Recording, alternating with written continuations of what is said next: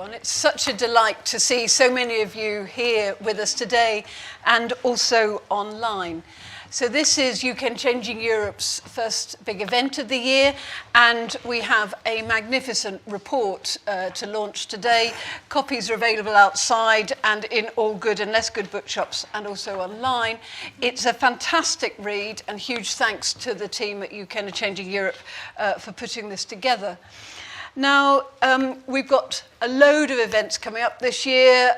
This is the first. We have events on immigration. We're having in conversation with Michel Barnier very shortly. All the details are on our website. And if you've got ideas or things that you would like us to talk about, please let us know, and we will see what we can do. So, a couple of nuts and bolts I need to tell you about. First of all, people have been asking about how to get onto the internet. You look for the cloud and then you can log in that way. The wonderful panelists I've got with me will take some questions from me to start with, and then we'll open up the floor.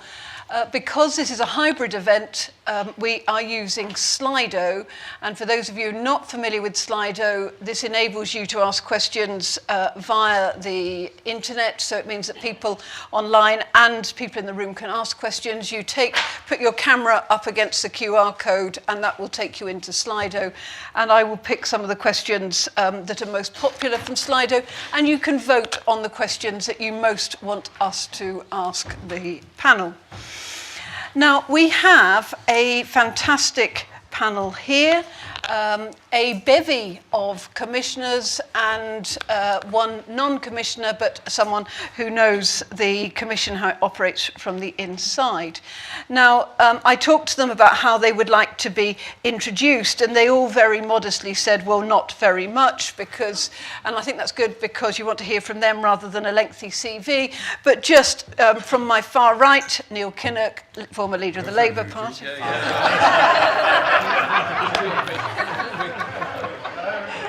You're not in the militant tendency. Slightly to my right is Neil Kinnock, former leader of the Labour Party and was European Commissioner from the UK, Vice President for 5 years. And he tells me the thing he enjoyed doing most, which he can say publicly, is he was Transport Commissioner, and no doubt he will talk a little bit about that. Even more, slightly less to my right, is Baroness Ashton, who was the first EU High Representative, so doing foreign affairs things. She was the only woman, indeed still is the only woman, who's done that role. And No, the only woman Britain ever sent. That's right. So we are now also the opportunity to mention her book, which is just coming out, and Then What? And this is about foreign policy rather than some existential crisis that she might be having.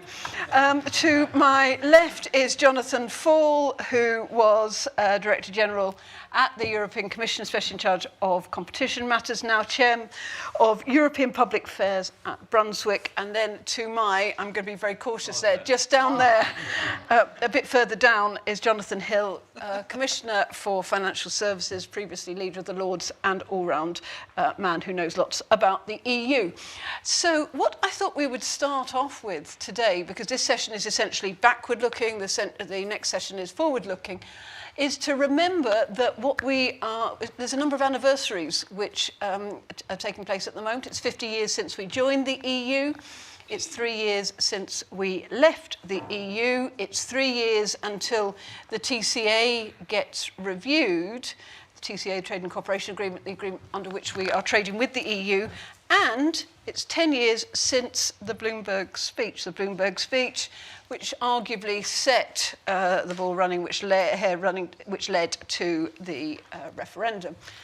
So I want to ask, what were your thoughts when you heard the Bloomberg speech? And if you can't remember having thoughts about that moment, what did you think when you heard there was going to be a referendum? Or maybe start with Jonathan. So, just to be boring, I'm going to go back a bit further, because I started out some of this working for John Major back in the early 1990s in Maastricht. And so the roots of the Bloomberg speech, I think you have to go back to the 1990s in terms of some of the pressures that were developing within the Conservative Party. So I make that first, so that where we ended up didn't emerge fully formed from the Bloomberg speech. It had been at least 30 years in gestation, and arguably from 300. Yeah, arguably 300, and arguably from the moment we joined or before we joined, because I obviously think that an awful lot of the history of this, where we've ended up, the way that Britain's taken a different route, you cannot disassociate from the history of the Second World War and our geography. So, how did I feel on Bloomberg? The honest answer, Catherine, as I admitted to you earlier on, at the time I was a junior minister in the government, and I did not give it as much thought as I should have done. Because as my colleagues on the right know, when you're a junior minister in the government doing other stuff, you kind of crack on with what you're doing. The referendum, I think the substantive point about how the referendum happened, and maybe we can talk in a moment how it felt being in Brussels during the referendum. I mean, that's where I've probably got the most relevant experience in a way, because I saw the debate from that end. I think the way in which the whole discussion was set up was not, and maybe this is linked to your question about Bloomberg, it was not the subject of a carefully thought through process by which you would want to arrive at a fully considered conclusion. I mean, it was a bunch of decisions taken in response to events that were not geared towards an overall strategy. And I think that, from the British point of view, I think, it was like a series of accidents and events. And I think from the European point of view, I don't think the European side ever thought from first principles about what the referendum meant, why it had happened, was it anything to do with them? And I don't think since there's been serious thought on the European side as to how it happened, and maybe there are lessons for the European side to learn as well. Can I just stop you on that, because we'll come back to that point. I just want to give the others a chance. Neil? Yes, thanks. Interesting, Catherine, that you should describe us as a bevy of commissioners. It reminded me of the story, which others will have heard, of what's the similarities between a supermarket trolley and a commission functionaire. In fact, they're very similar. Both the chariot and the functionaire have minds of their own and can take as much food and drink as you can put in them. That comes from functionaires, by the way, not from critics. The Bloomberg speech simply filled me with dread on two grounds. First, it was raw attempt at appeasement of some of the worst elements in British politics. And I was taken slightly by surprise by David Cameron, because I thought at that time that he was made of better stuff. Sadly, I was disappointed on all grounds. And secondly, I was filled with dread because I thought that a referendum could go badly. And indeed, all that I said and did in the years following that, right until June the 23rd, 2016, was based on that. I was in a minority amongst my colleagues on both the right and the left of the political argument within the Remain campaign, because most other people were, right up until the end, pretty optimistic.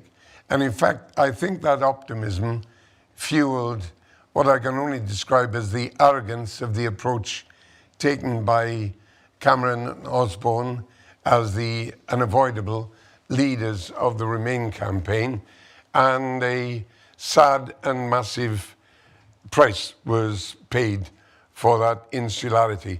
So that's my memory of the Bloomberg speech. There was nothing to recommend it as far as I was concerned.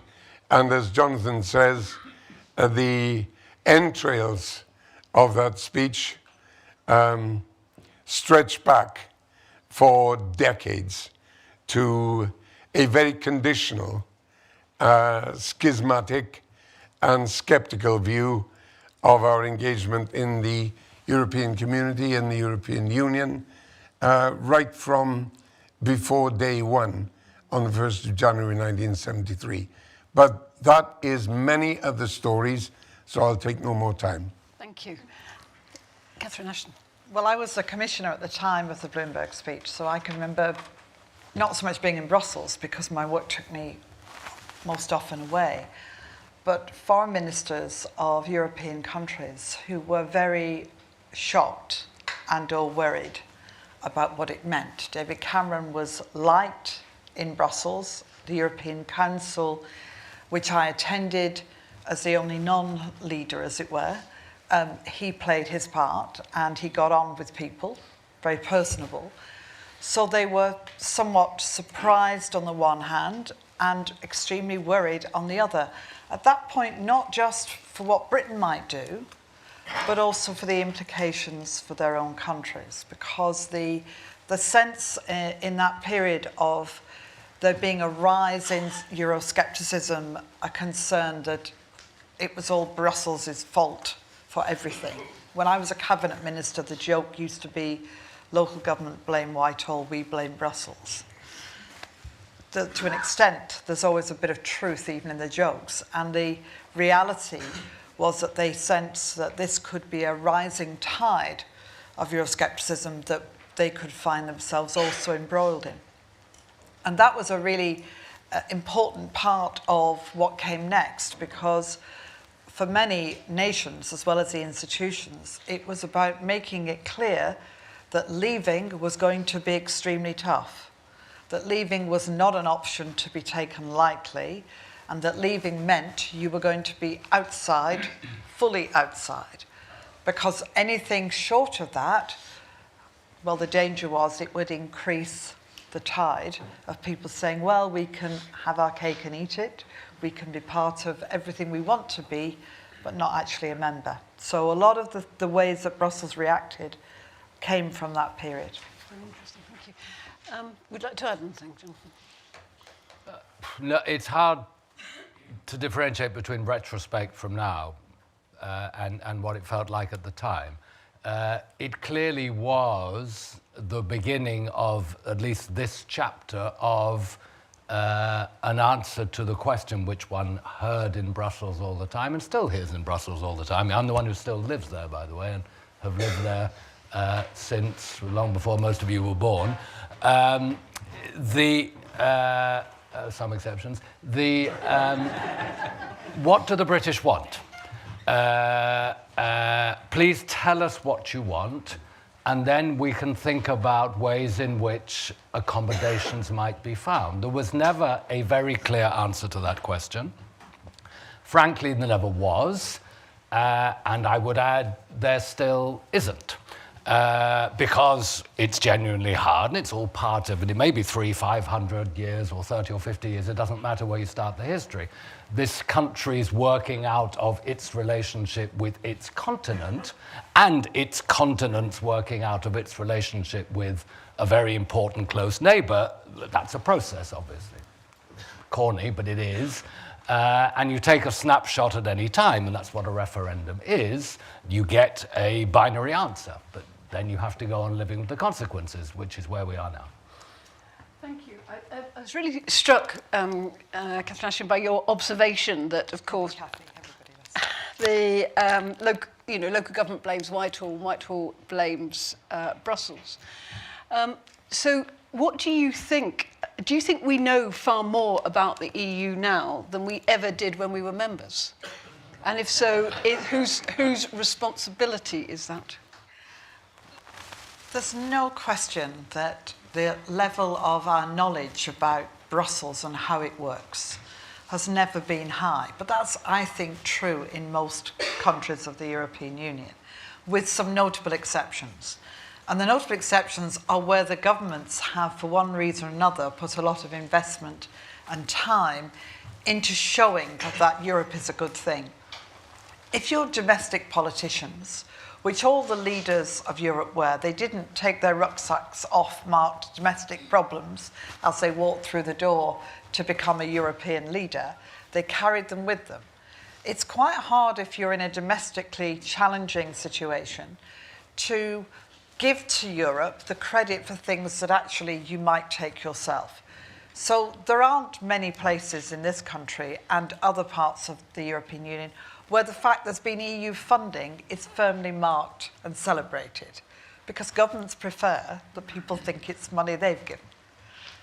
There's a logic to this. This is politics. And the EU has always wanted to be a little bit reticent at pushing itself forward, because Brussels has always been under fire, one way or another, from some part of the EU or another, for being this blob in the middle that employs too many people, too bureaucratic, too blah, blah, blah, etc.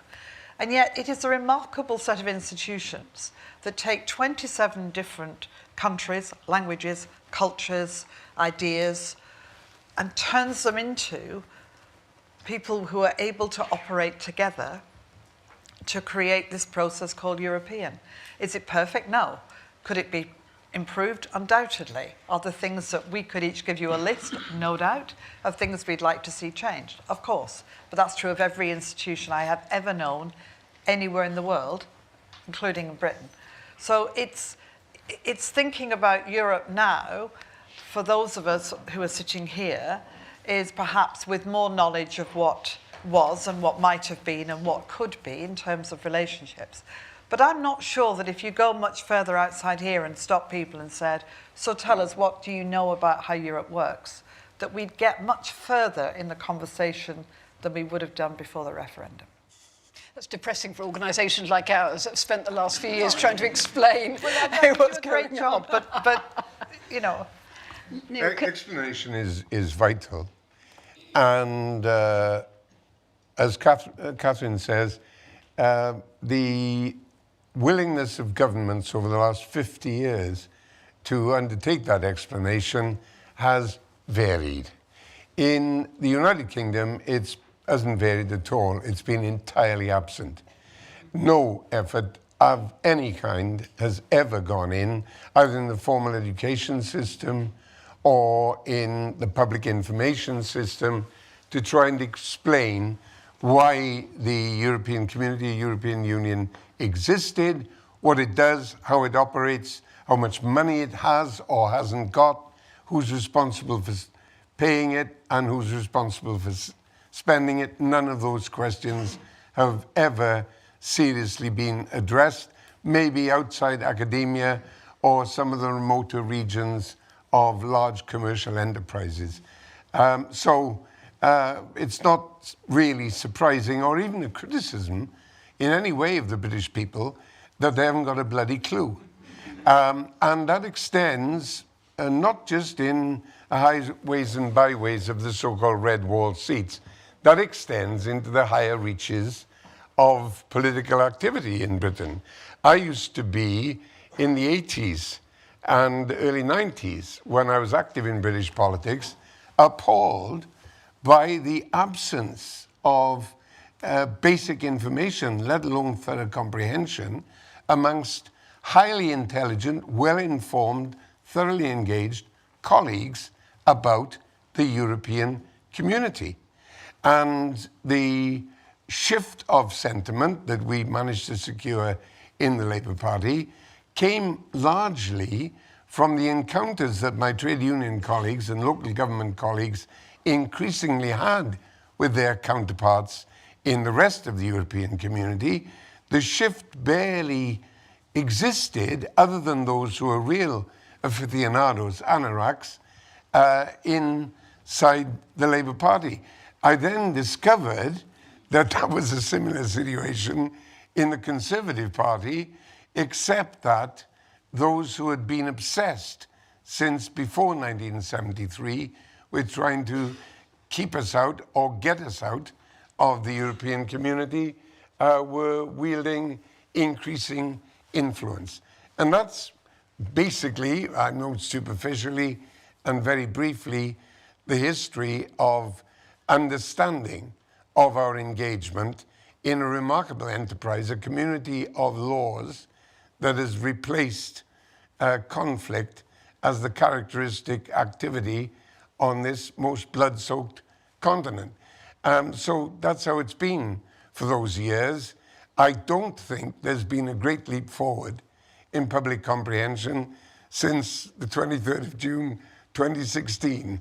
Indeed, whilst geographically the continent of Europe remains, or the rest of it remains roughly the same distance away, given an inch or two or a meter or two of erosion, as it has since the Ice Age, there is no greater understanding of it. Just before I ask about the position in the Conservative Party, obviously there's been some distinguished leaders of the Labour Party, and including yourself, but others. Some undistinguished ones. They're called losers. But the distinguished leaders of the Labour Party, why did they not make a better case if they believed that the EU was a good and worthwhile venture? Well, it kicked off with some doubt. And you can go back to Clem, and through Gateskill and his 1,000 years of our history to be obliterated, through to the pragmatic and sensible Harold Wilson, who managed to convince himself and enough of his party that making an application was a good idea, which then failed. And then the tide ebbed and flowed, particularly influenced by people who should have known better, my dear beloved comrade Michael Foot amongst them, who thought that there would be a total abolition of British parliamentary sovereignty if we were to go into or remain in the European community.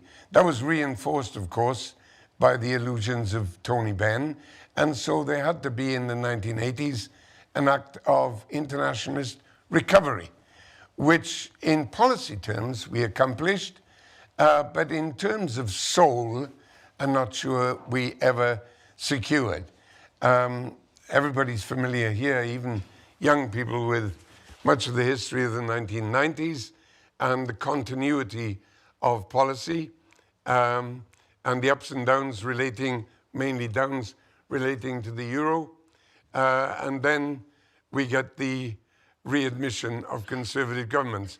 So I'm not being flippant or superficial when I say that for most of the time, the Labour Party and its leadership reflected the general mood of, I'll be very polite, reservation about the depth of our engagement. Thank you. Can we turn to the Conservatives? I mean, obviously, Conservatives were a party of business, and the case in favour of being in the EU was primarily a transactional business case. Why was it that the Conservative Party weren't making the case for staying in the EU? Well, I think for much the same reason Neil talks about the broader cultural points, and then, you know, yes, the Conservative Party has been a party of business, but it's also been a party of parliamentary sovereignty and you know, so we all have these different pressures operating within us. So I think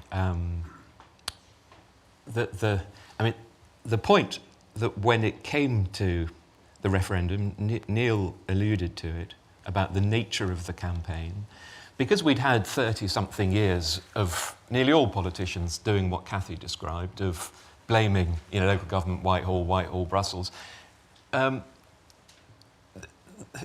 It was then kind of impossible for them to make an argument saying, here are all the good things about Europe, why we should stay in it, which is why the campaign, because they'd spent so long only talking about the bad things. So the Remain campaign just boiled down to, well, it would be slightly worse if we weren't in, which was not a very uplifting message. I think, if I may just briefly on the point about, has the understanding of Europe increased since 2016? The answer to that is no. It wasn't high before. So first of all, the decision to take British Conservative MEPs out of the EPP, that was taken without... I don't think it was taken deliberately. What's the phrase? Careless, not deliberate. I have no idea.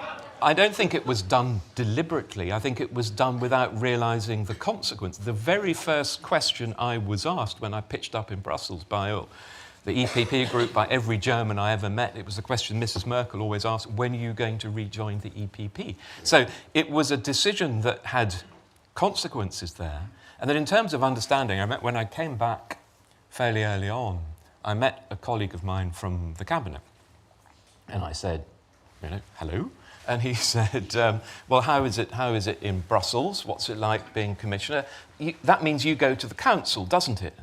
And I said, no, you go to the council. I'm in the commission. And that was 6-9 months a year before the referendum. So it's quite deep. And since the referendum, the thing that's happened is, whereas before, ministers were having to go into Brussels the whole time and then doing bilaterals around Europe and vice versa. I mean, commissioners were in London every single weekend doing shopping. And there'd be about a dozen every weekend. Now, obviously, 0. And that has a massive impact on a relationship-based system. And so it's got worse since 2016. Thank you. Jonathan, given you're the closest we've got to the EU, do you think the EU has got anything to answer for in terms of its failure to communicate a message that says, from the EU's point of view, the EU is a good thing? Of course it has. It's not an easy thing to do, and the EU can be very cag-handed in the way it communicates, and it has 24 languages to do it in. And in respect of the United Kingdom, before the referendum and during the campaign, it had not only a self-denying ordinance, but an absolutely clear instruction, insofar as he could give them, from the British Prime Minister: stay away. You can only make matters worse. Probably right.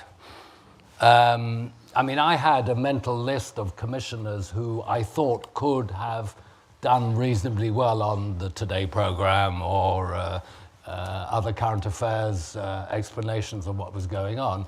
And you can imagine the sort of countries that they would come from and have a decent chance at persuading the British people that they were doing reasonable things. But it didn't happen, and it wasn't going to happen. Now, should the EU have taken more seriously earlier the genuine threat of a member state of the size of the United Kingdom leaving and what the consequences would be? Yes, there was no cost-benefit analysis, no serious cost-benefit, and no impact assessment by anybody about Brexit, to be honest. This country failed, for what I could see, totally to think about and debate what the likely consequences could be.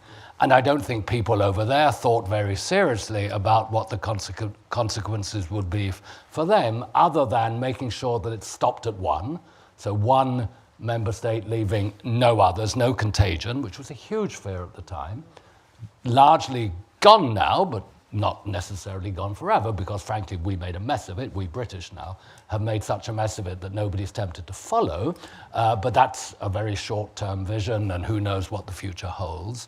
And secondly, there was a lot of perfectly reasonable but rather superficial analysis about all the things that the UK brought, the City of London, diplomatic, military experience, the global Britain story, all that lost. And by the way, lots of member states very, very orphaned by our departure. The EU, the balance of power in continental Europe is now very different. It's too early to tell where it's going to settle because nobody, and to be fair, nobody could have predicted a pandemic and a war on European soil. And we've had both of those things and the economic consequences of them. But the relationships between the North and the South and the East and the West and the big and the small and the French and the Germans and the neighbors of the French and the Germans with them, all of those things are in flux in extremely, frankly, challenging times. I mean, what I always like to say to audiences, it is perfectly possible that within the 12 months there will be a peace conference in Europe. Who is going to go there? Who is going to say what? What are the positions? Who will represent Europe? If indeed anybody wants Europe to be represented. You can well see a world in which the Americans and others say, your job, EU, take Ukraine as a member state, and of course the Europeans say that takes 7, 9, 12, 15 years, has to be ratified in Wallonia, and by next December, please. And what are we going to do? Will the British be there? Will the French and Germans be there? And by the way, this is not only about the future of Ukraine. It is perfectly possible that people will start talking about the future of the United Nations. What's the point of a Security Council? Doesn't work. Year zero. The post-1945 world is over. Europe has to cope with all of that. It would cope much more easily, it seems to me, with the United Kingdom as a member state, but that's not the point. Do you think the EU has engaged in a process of self-reflection about what happened in that, well, I mean, you could say that since 73, but at least since 2013? Let's start with, you, and then on to you, Jonathan. Which Jonathan? You first. Not enough. Two Jonathans.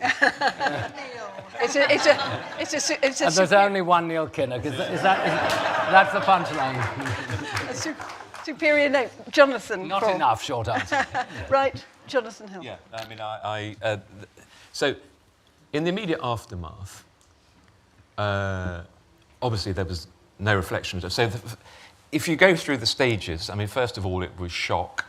Then it was a bit of mourning. Then there was fear because it was round about the same time as Trump,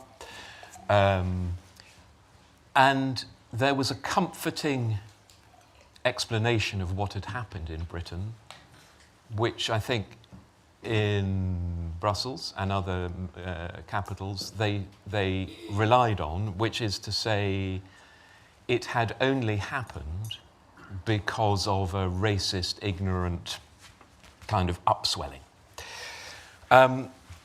So that suggested to me it wasn't a very serious attempt to work out what had actually happened.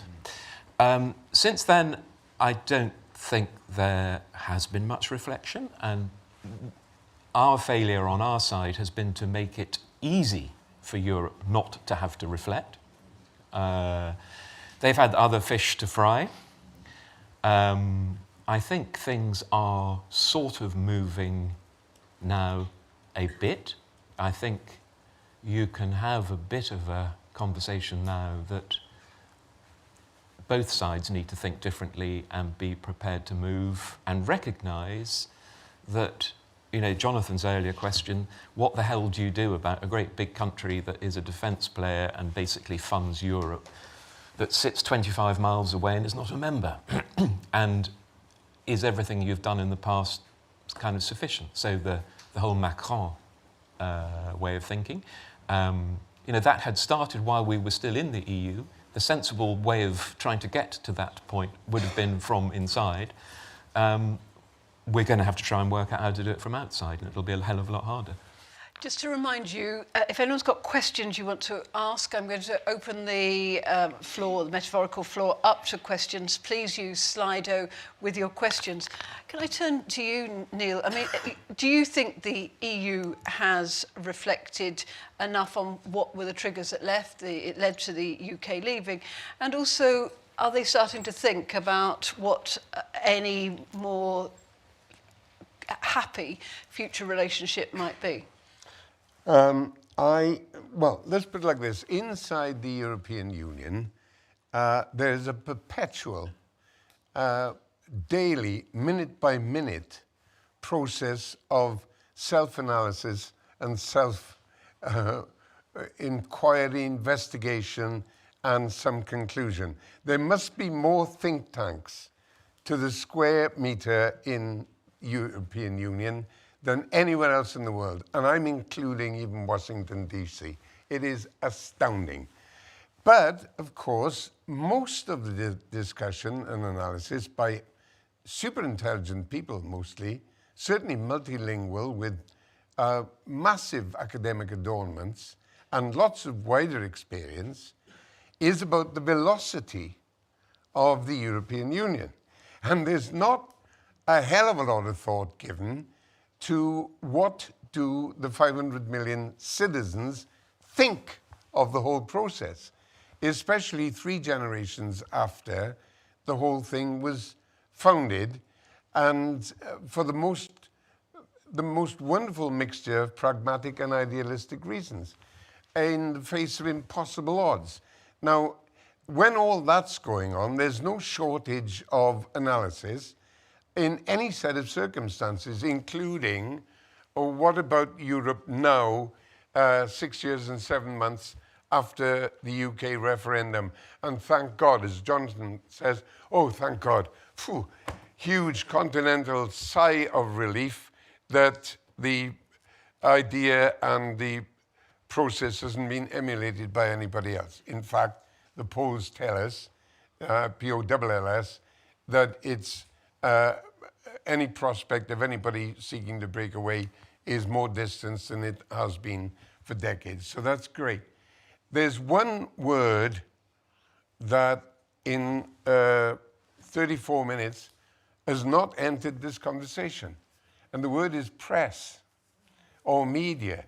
Nobody's actually, I'm a bit surprised at that, that nobody has mentioned the degree of influence that the representation of the European Union has on the public mind and public sentiments. Maybe it's more categoric in the case of the United Kingdom, though the press in other countries is, I'm thinking of Ireland, for instance, or to some degree France, or certainly Belgium, where the press is as significant in the formulation and development of public opinion as other sources.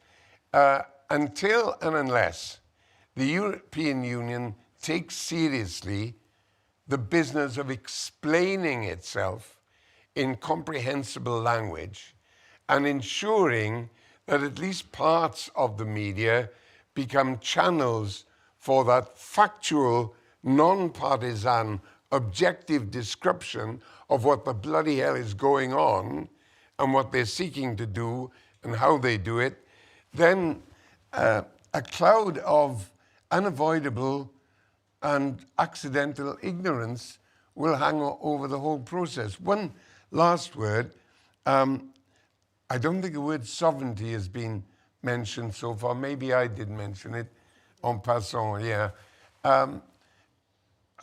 In 1951, a man called Narin Bevan wrote a book, and in that book he included this sentence: national sovereignty is a concept which history is emptying of meaning. Now, if people, including those who think of themselves as followers of Bevan, as well as his enemies, had really got hold of that fundamental truth, we'd be in a different place. First of all, there would have been much less manipulation of the public memory and the regimentation of nostalgia, which played their part in the result in 2016 and played their part in sentiments, especially populism, in the rest of the continent of Europe. And indeed, I think the conduct of statespeople in the subsequent 70-odd years would have been rather different. if there was an understanding that the world now is not governed by a series of sovereignties, but is governed by interdependence. Well, thank you. So we've got members of the press in the audience who may want to respond to that, but in particular on the next panel. It'll be the editor's fault, love. Don't worry about that. But we do have Bruno Waterfield on the next panel who will no doubt address some of those sentiments. I would like to turn to Catherine Ashton. She's got a book very appropriately entitled "And Then What?" And that's what my question to you is. You know, is there a different form of relationship between the UK and the EU which you can envisage, which is not the one of essentially acrimony, which we seem to be living under at the moment? Yeah, I mean, one of the things that my job entailed was working out agreements and relationships with countries who are not members of the EU. I spent very little time in Brussels. It's amazing what I don't know about Brussels, considering I spent 6 years attached to it. But I do know about how the EU operates in the world. And it is surprisingly able to create bespoke relationships when it needs to. It feels like obviously organizations that are built on laws. For the reasons I gave, you pull 27 countries together and you do trade deals with others, as I did, you end up having to be absolutely clear where your borders are, what you can do, and so on. That makes complete sense. And if you're going to have a single market, you need to have rules that people adhere to and obey. But beyond that, in terms of some of the work that you can do, especially in foreign policy and security and defence and so on, it's really, really easy to find the right way through and find a bespoke relationship. The example I sometimes give is that Norway was a close ally to the Foreign Affairs Council on a whole range of issues. And we would find lots of opportunities to invite them to come along for an item on the agenda, but actually we invited them for the whole day because it's a long way to come from Norway, and have them as part of the discussion. It's very easy to find things that you can do. Bearing in mind what I said earlier, that part of the EU's reaction was to prevent anybody else thinking it was a good idea to leave. So it's sort of, drawbridge up and making sure that it's clear you're not a member, therefore you can't do things. As that tension has dissipated and as you look at the future, it's absolutely possible to come up with ways in which the EU and the UK can interact on a whole range of different things. Thank you. I want to turn to some of the questions that have come in on Slido. There are a number of questions which are broadly round a common theme of can anything be done with the current government? So inevitably I'm going to look to my left or to my right, depending on how you're looking at it. I'll give you a couple of insights that come from Slido. Will any seriously closer relationship with Europe require a complete change of government, a fessing up to a catastrophic error, or putting it in a slightly different way, with a further possible expansion of the EU at some point? Shouldn't the EU formalise a multi-level EU rather than a one-size-fits-all, so that this might be a way forward? Do you want to have a think about that? I prefer the third of those questions. I'd like you to address both. So, as everyone on the panel and in the room knows, that where you have to start to take Catherine's point that the European system, when it wants to be, is extremely flexible, and when it wants not to be, it's extremely inflexible. And the art is knowing when it's moving from one to the other. For it to move, for it to move from the one to the other, you have to have trust. And if you've got trust, and if you have relationships, all sorts of things become possible. If you don't have it, nothing's possible. So it's clearly the case over the last 6 years that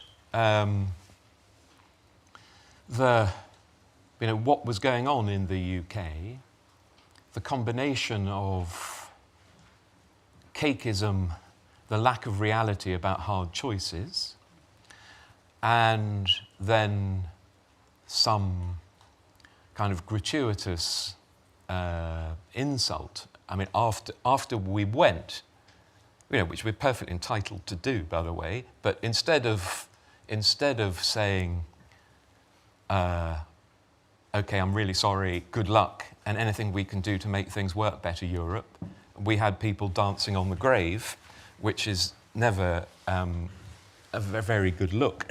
So, Do you think the EU were dancing on the UK's grave too? no, I think it was different. I mean, as I've already argued, I think they found it comforting not to have to think about things. So they didn't make the effort. But to be fair, I mean, we were the ones who left. So I do think, as I've argued, that they have not exercised a great amount of strategic thought or leadership. But I do think it was for us to make the first move.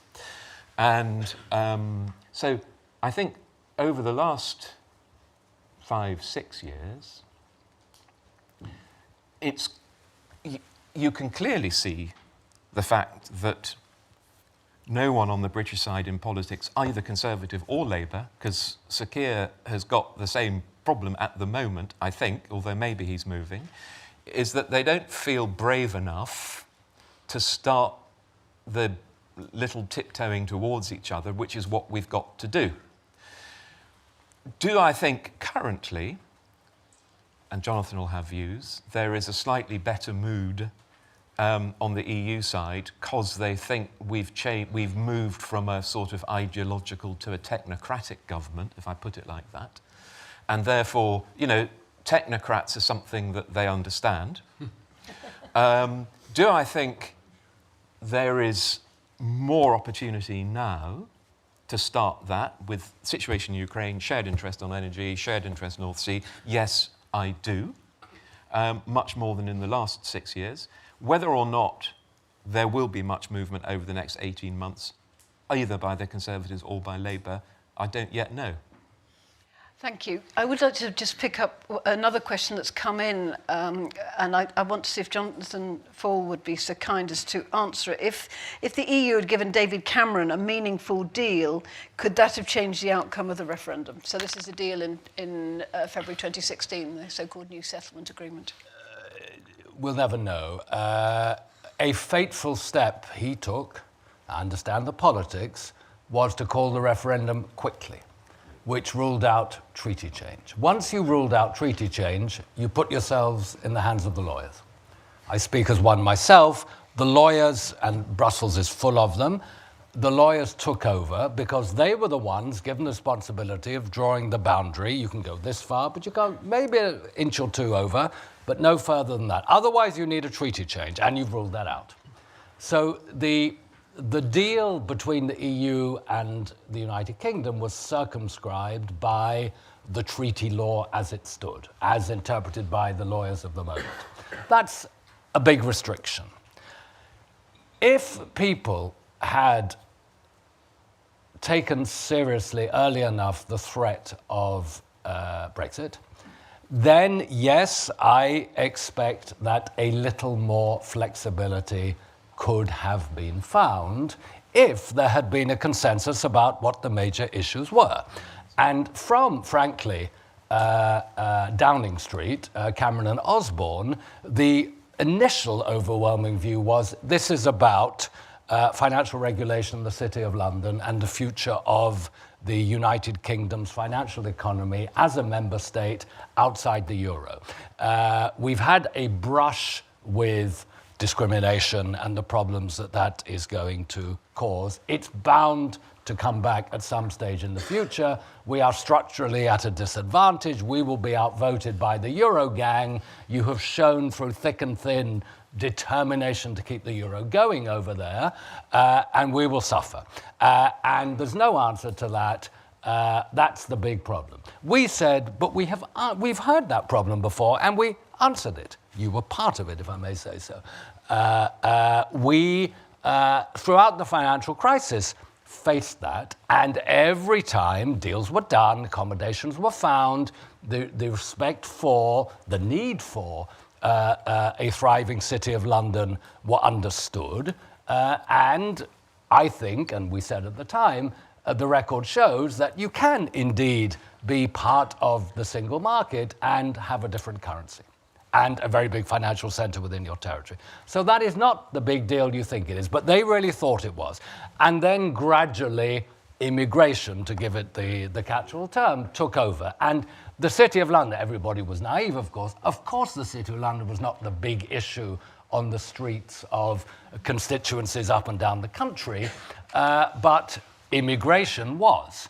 Did Europe have a good answer to that? No. Europe's answer to that is that there is, with limits, with conditions, not all fully exploited by the United Kingdom, by the way, at the time, free movement of people is part of what makes a market function. We don't hesitate to think that people can move from here to live and work in Yorkshire or in Scotland, British people go and live and work overseas within the EU and vice versa. Was that argument properly made, properly addressed? Were the concerns, and it's not all racism and bigotry, I'm not suggesting that for a minute. Were the concerns understood, addressed fully? No. Could they have been without thoroughgoing amendment of the treaty? It would have been very difficult. If everybody had concentrated on that one issue, what does free movement of people mean at a time of financial crisis, economic crisis, recent enlargement of the European Union, which the EU, by the way, the UK embraced far more readily than the others? The United Kingdom would not have been alone in saying that's a problem that we need to think about. So maybe, yes, short answer, maybe more could have been done. We'll never know. The agreement that was reached was a 48-hour wonder. Nobody apart from legal scholars like Catherine know about it anymore. It is still somewhere in the United Nations where it was deposited as an international treaty, and of course is no longer in force. Never came into force, indeed. Neil, I'm coming back to you because there are a number of questions here about the Labour Party's position. The most popular question that has come in is essentially forward-looking. Is UK Labour willing to accept dynamic alignment with and Court of Justice jurisdiction over a subset of EU law on, for example, SVS, sanitary and phytosanitary matters? If not, is Labour's position essentially more cakeism? And the second most popular question, I will wrap them up together, is what would it take for Labour to decide to lead a progressive alliance, SNP, Lib Dems, Greens, making the case it's in our interest to rejoin the EU? Well, given that I don't speak for the Labour Party... So please... Yes, well, that puts me the other side of Saturn, basically, in terms of authority, and I think everybody understands that. I could give you a list of my preferences, but we are concentrating on possibility. And I really do think there is now, and has been for some time past, enough room for the development of a new relationship in specific areas. One is security, another one is arrangements in Northern Ireland, and I think that the possibilities are developing there, even with the Conservative government.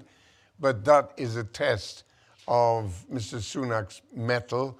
Will he face down those elements in the Conservative Party who will try to insist on a completely unreachable outcome so far as Northern Ireland is concerned, and strike a pragmatic deal which will mean that there's a very penetrable, porous set of border arrangements between Northern Ireland and the European Union in the form of the Republic. So I think that as far as the Labour Party is concerned and the current leader is concerned, there would be a very workmanlike and deliberate effort to secure the changes that relate to Northern Ireland. That would be a second plank of a bridge between ourselves and the European Union in making a new relationship. the same kind of consideration applies to SPS arrangements, and indeed I think to the timetable which you see set out helpfully at the back of this document for further changes, since we haven't got Brexit done. I don't know if the news has reached Fleet Street yet, but we haven't got Brexit done by a hell of a long way. And I think, therefore, that both in terms of SPS arrangements and the blockages and impediments that arise out of that and could deepen, I think that there's a deal to be struck there that would give a much more satisfactory relationship. These and a few other areas, like science funding, for instance, which is crucially important, the Horizon project, I think that it's quite possible, because so much of this is in the best nature of international relationships, productive and profitable for both sides in a negotiation. I think that they can form the basis of a changing relationship with the European Union. And I do believe that both in terms of commitment and capability, the leadership of the Labour Party will now undertake that. Hopefully, of course, in the coming 18 months or 2 years, the current government will be able to make progress in these areas. But again, that will be subject to the whim and the degree of obsession of what we loosely call the European Research Group. That is because they've got nothing to do with Europe, they haven't got anything to do with research, and they're only occasionally a group. But nevertheless, so far as we can comprehend them, they do exercise a degree of quite alarming influence over the final decision-making of the government. So I'm not optimistic, I think I'm realistic about the prospects for further development under Keir Starmer's leadership, with the support and assistance of Rachel Reeves, who does understand the issues, as does Keir. Being a lawyer can really help sometimes.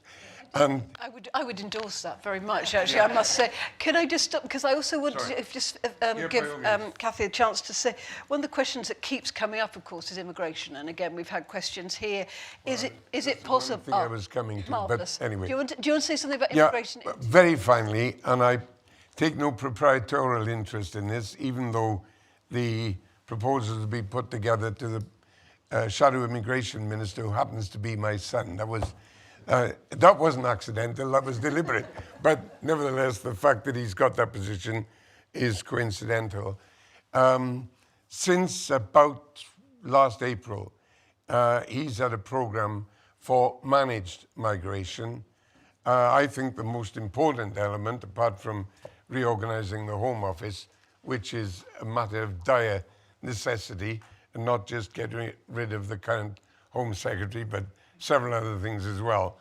But what a central element would be an exchange which would mean the granting of sectoral visas for necessary skills and labor in exchange for the admission of people relating to those sectors. So we would have an undertaking from British business and industry for the development of British training of British-born workers in exchange for the granting of visas in their sector, several of which are under pressure. And I think that there would be a general appreciation of the quid pro quo involved in that, and the evidence in tangible form of the management of migration. I think that could recommend itself very generally. It is being formulated as a policy in the Labour Party, and I think that that is a crucial element in the wider operations to inaugurate and establish a new relationship with the European Union. Thank you. And Cathy Ashton, do you want to have any thoughts? I mean, given that immigration, free movement, mobility has become so key, do you have any thoughts about how that might be managed going forward? Well, I was going to say something about some of the questions that colleagues have been answering first, which is that if you think about what the relationship should look like, you should start from how do we get economic prosperity unless we have a better relationship with Europe.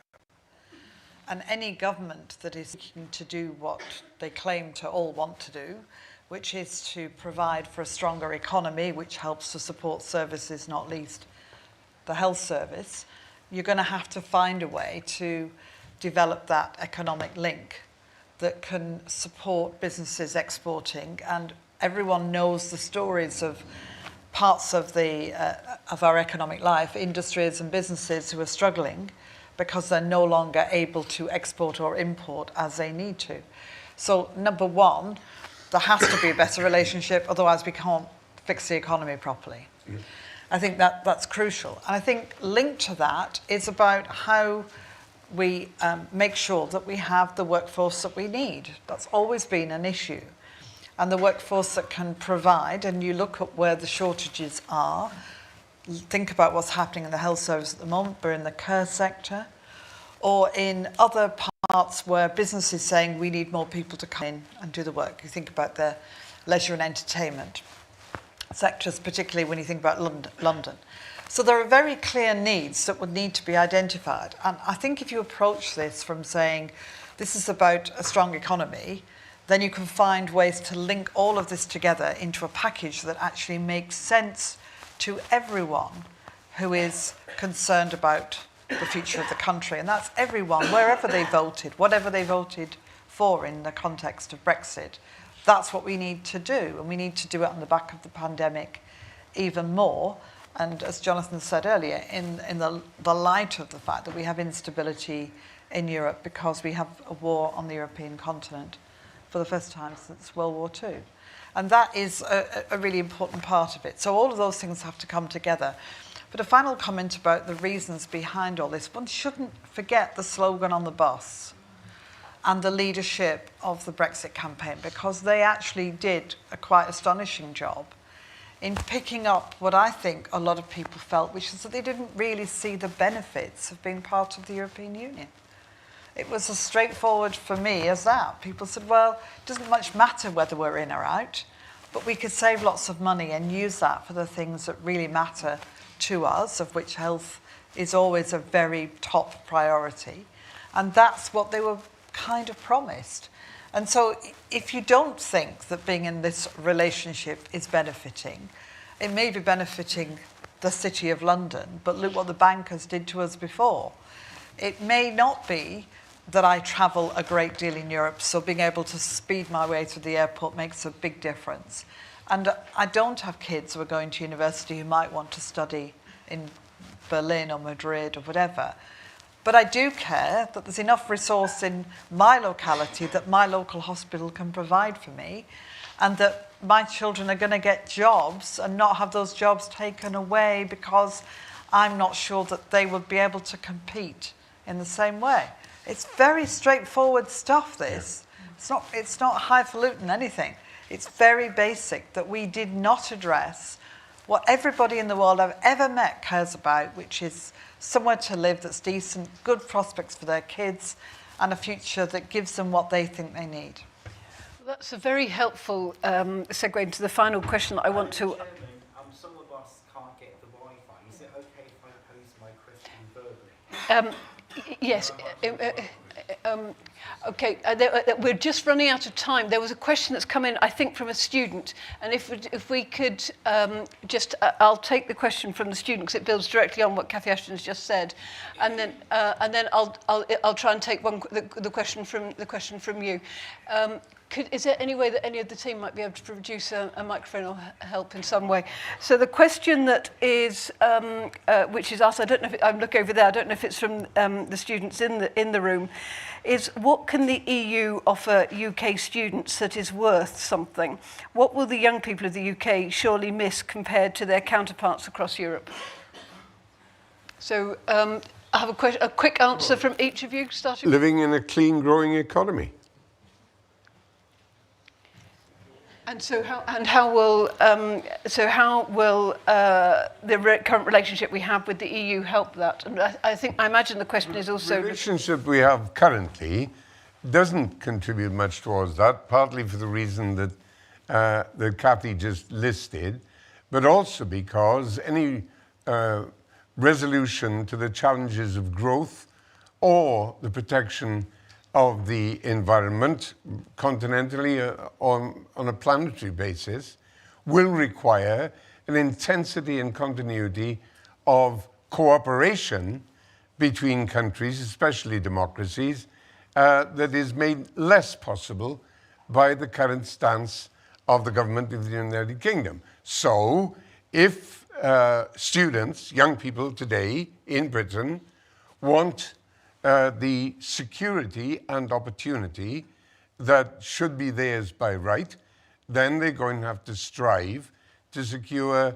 a level of cooperation that is at least comparable with what exists for their contemporaries in the remainder of our continent.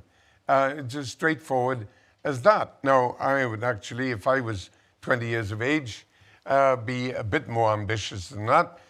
Maybe that's temperamental, maybe that's political, but that's how it is.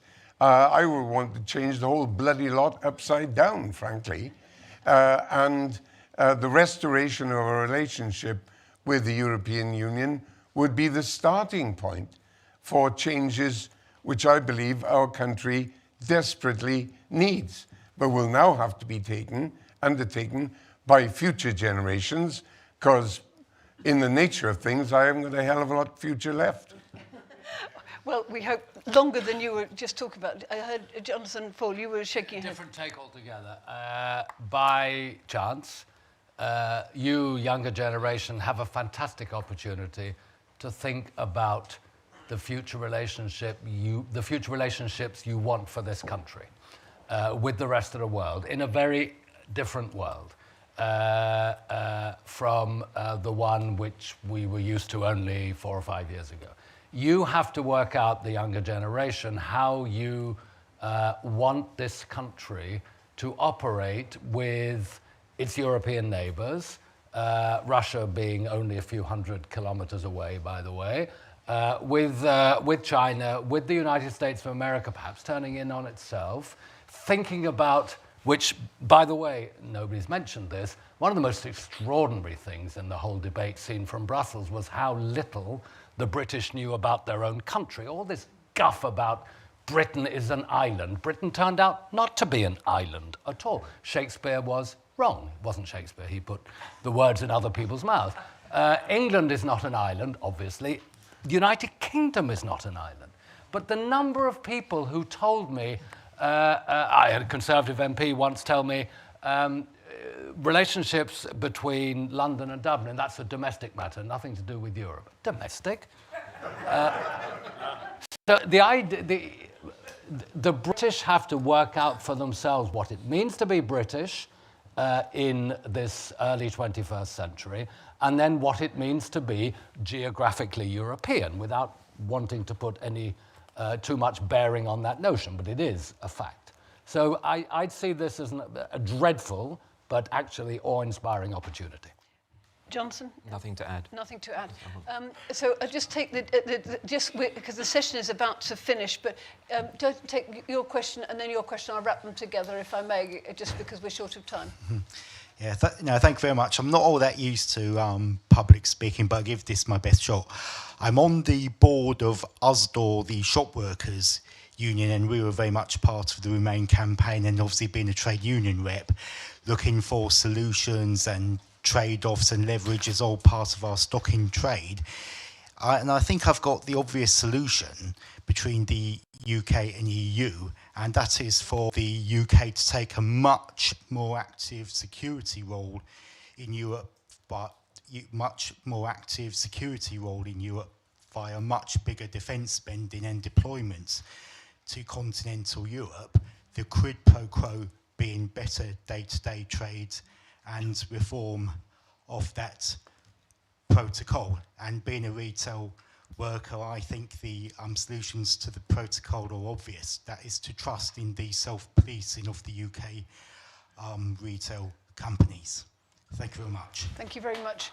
And the gentleman there as well, if I may. So, I want to make two brief points, and I'll try and be as quick as possible. I know time's running out.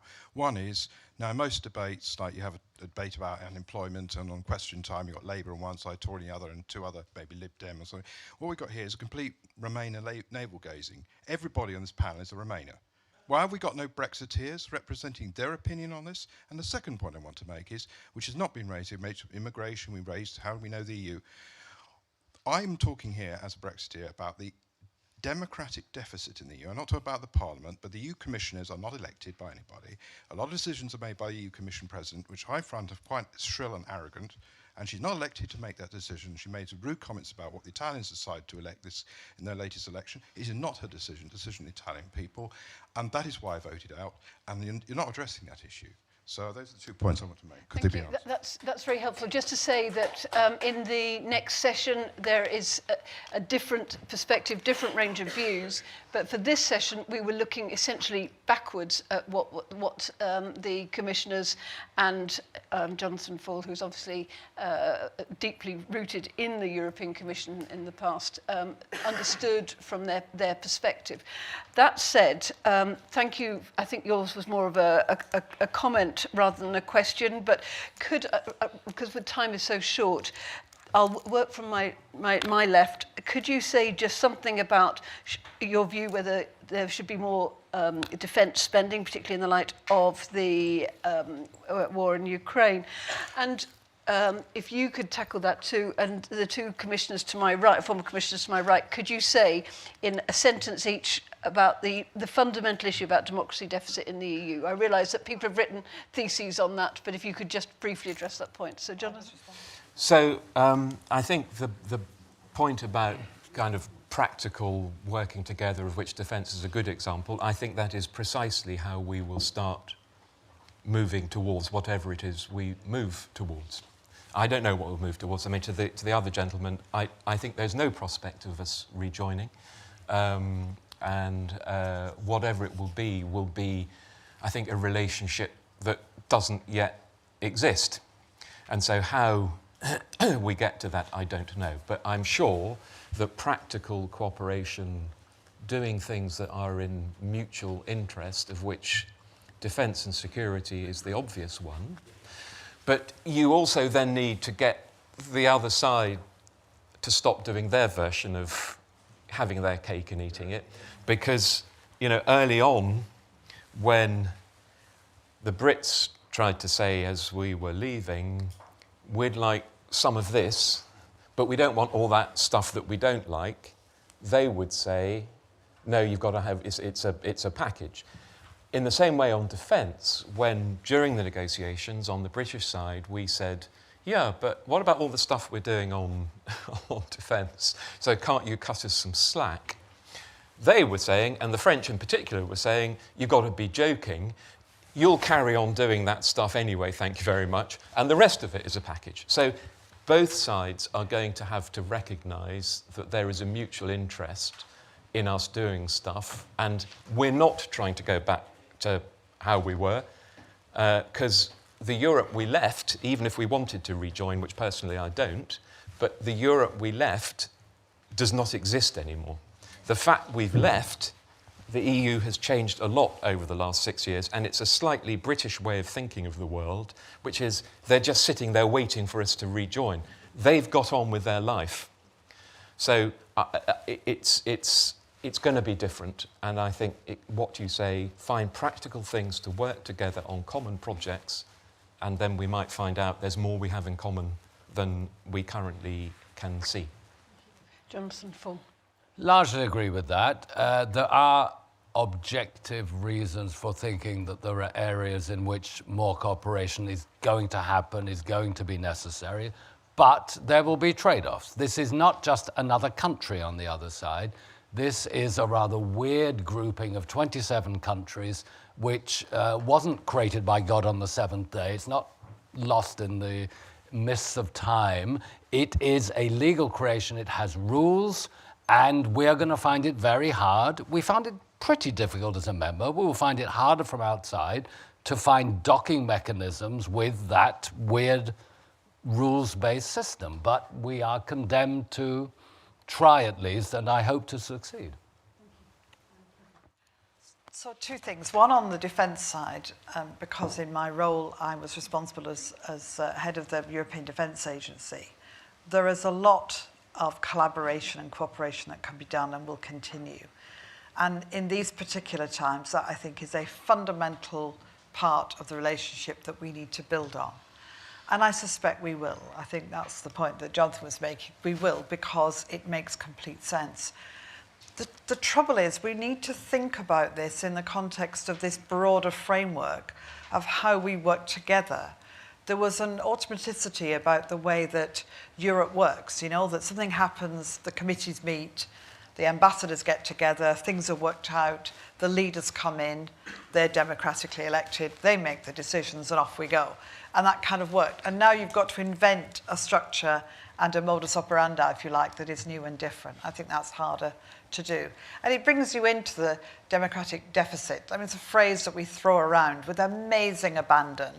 And when we unpack it, it's actually quite challenging, because you could argue that that's something that ought to be addressed by having more democracy in Europe that would bring us closer to Europe again. Or you can argue it's about democracy in terms of how you make choices and the kind of ways that we operate in voting.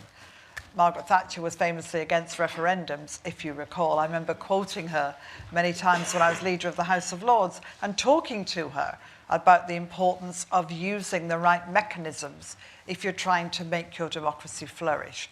So it's important that we think about what we actually mean and what would make a difference if what we're trying to do is develop and strengthen our nation. Neil, final word, democracy deficit? Well, Two the sentences. gentleman who raised the question was honest enough to say what his view was, as he described himself as a Brexiter. So the degree, lack of, excess of democracy on the other side of the channel is absolutely none of your business, pal. We've given it up without any really significant attempts to make any improving changes.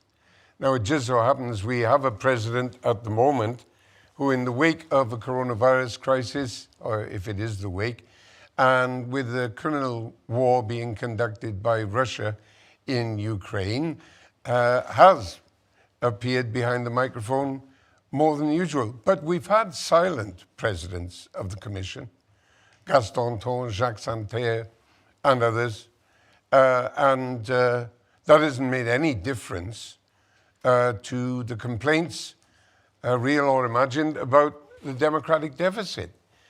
If I can just do a little ABC without being in any way patronizing, the Council governs the joint decisions, agreed decisions, of the European Union. The Council is made up entirely of elected ministers from the member states. It is therefore, by any measure, democratically appointed, having been elected in its own country. Secondly, we have a directly elected European Parliament, the only international directly elected parliament in the world.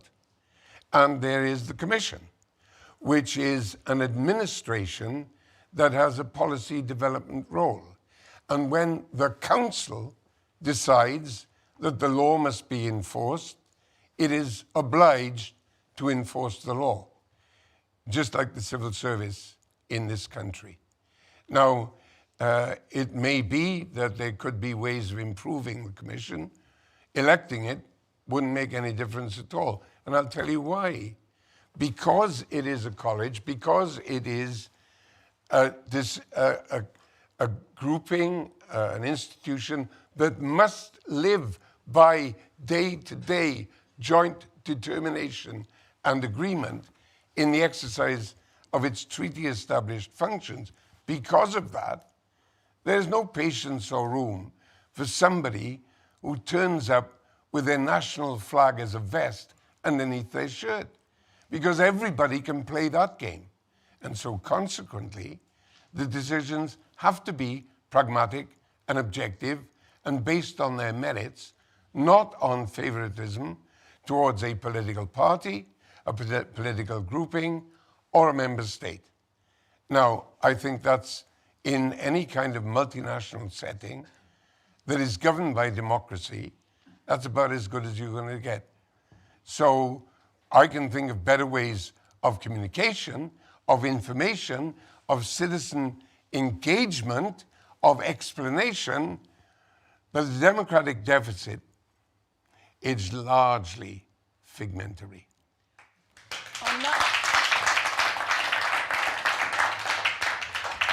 On that note, I draw this session to an end. We have an excellent panel starting again in about 20 minutes' time. There's tea and coffee and biscuits served in the foyer out there. Please, could you join me in thanking this wonderful panel for their insights?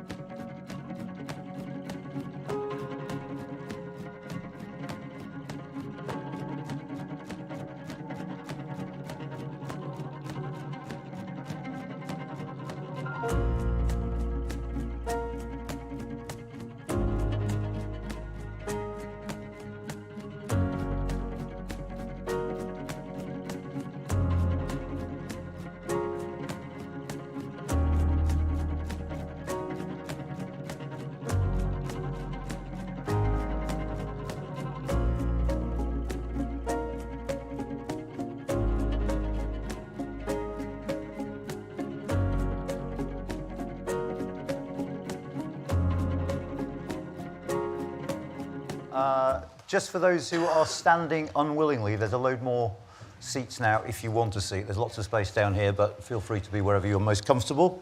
My name's Anand Menon, Director of UK and a Changing Europe.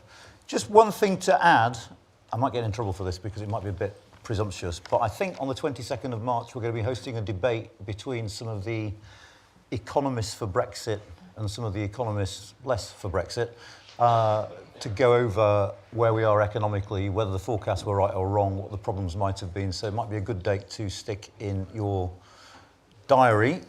As ever, if you can put your questions on Slido, please do so. It's just easier both to group them together. It's quicker, it keeps the conversation going.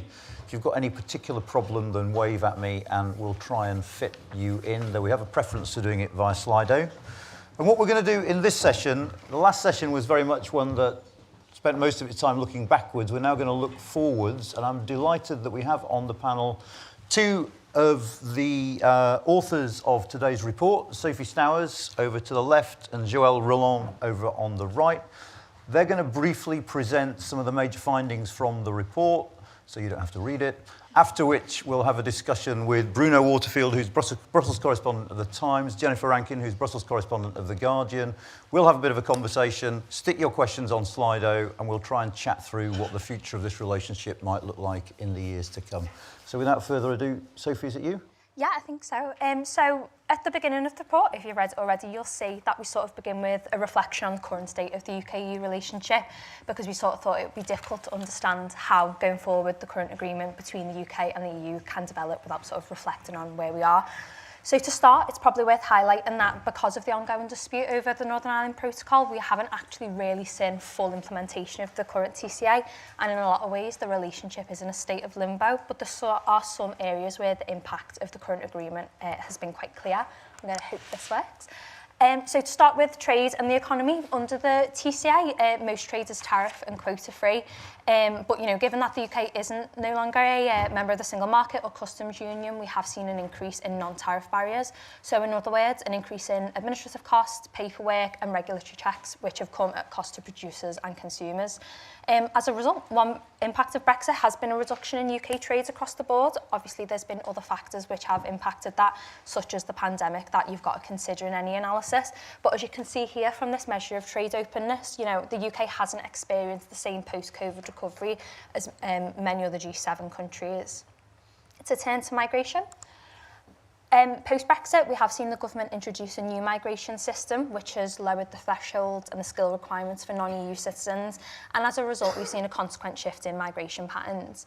We have seen a significant decline in EU migration in favour of that from non-EU countries. So, in fact, 2022 had the highest level of net migration to the UK since records began, particularly from Ukraine and Hong Kong.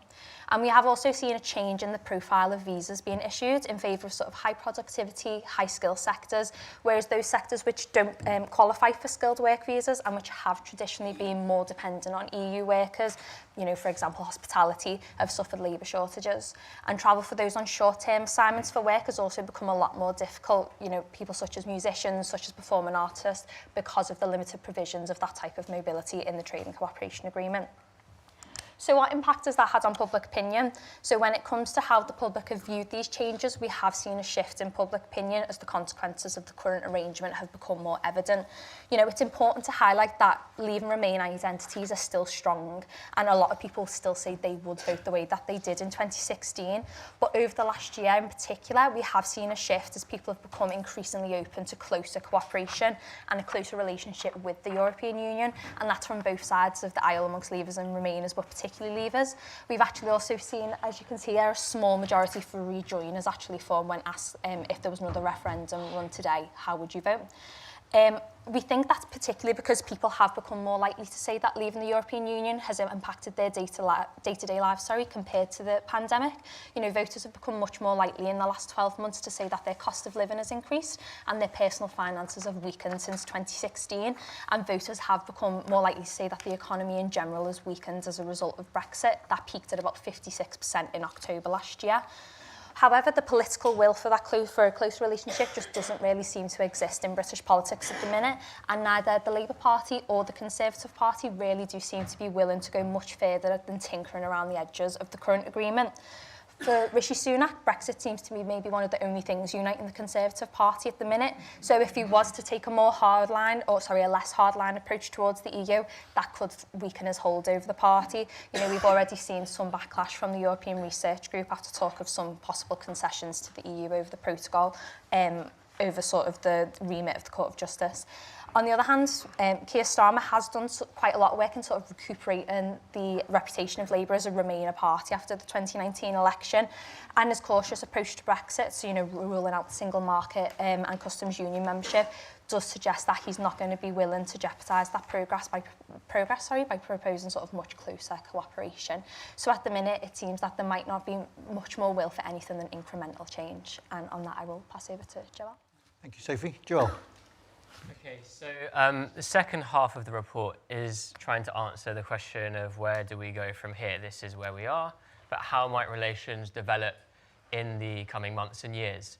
We take as the starting assumption, based on what Sophie was saying, there is little appetite for change, both within UK politics, but also on the EU side, given the factors that the TCA works relatively well for them compared to the UK because they have a surplus in trading goods where the TCA allows relatively free trade, but there are more restrictions on services due to non-tariff barriers, which is the UK's forte. So the EU doesn't have a big incentive there, and also it's very averse to this idea of cherry picking, where the UK says, oh, we would like this aspect or that aspect of relationship with you, but without the countervailing responsibilities of membership. So on both sides of the channel, there's little appetite for change. Therefore, we assume that where development will come in the coming years, it will be within the framework of the current agreements, i.e. the TCA, the withdrawal agreement, and the NI protocol. We're not here talking about some kind of fundamental reform, looking at customs union or single market. We're looking at slow and incremental change. So then the question is, what might happen? I think it's important analytically to distinguish between short-term fixes and longer-term development. Basically, this relationship needs to be able to walk before it can run. At the moment, relations are still quite febrile, they're not very stable, and there's very little trust. So the first step in the process of developing the relationship would be for the UK and EU to collectively manage upcoming challenges which are thrown up by the TCA. If you look here at this timeline, there are a number of deadlines which are inherent in the agreement which need to be negotiated. I'm not going to go through them in detail, but to give one example, the fisheries agreement is up for renewal in 2026. It will have to be renegotiated, how much fish EU fishers can catch in British waters. Were the UK to push back and say, actually, we want to give you a lower quota share, that could result in disagreement. It could result potentially in trade retaliation. And in extremis even, it could mean no renewal of the Energy Cooperation Agreement, which expires on the very same day for good reason. That's an EU message that if you cut off our fish, we might cut off your energy. So there's a lot potentially to be lost. And it's important that both sides manage these initial deadlines and decisions well so that the relationship doesn't go backwards, there's not economic damage, there's not even further loss of faith. But then the other side of that is, should they manage to stabilize on a number of these areas, there is the potential for widening or deepening the relationship within the current framework. Again, there's two different concepts you have to think about here. The first is deepening the TCA. That means things that are already provided for, there's already wording around it in the agreement, but it can be worked upon, for example, cooperation on climate, on emissions trading, on energy infrastructure, on security matters, even potentially on kind of data regulation, that kind of stuff can all be worked forwards if there is appetite. There's then a second basket of things, which is beyond the TCA, where the TCA doesn't say anything at the moment.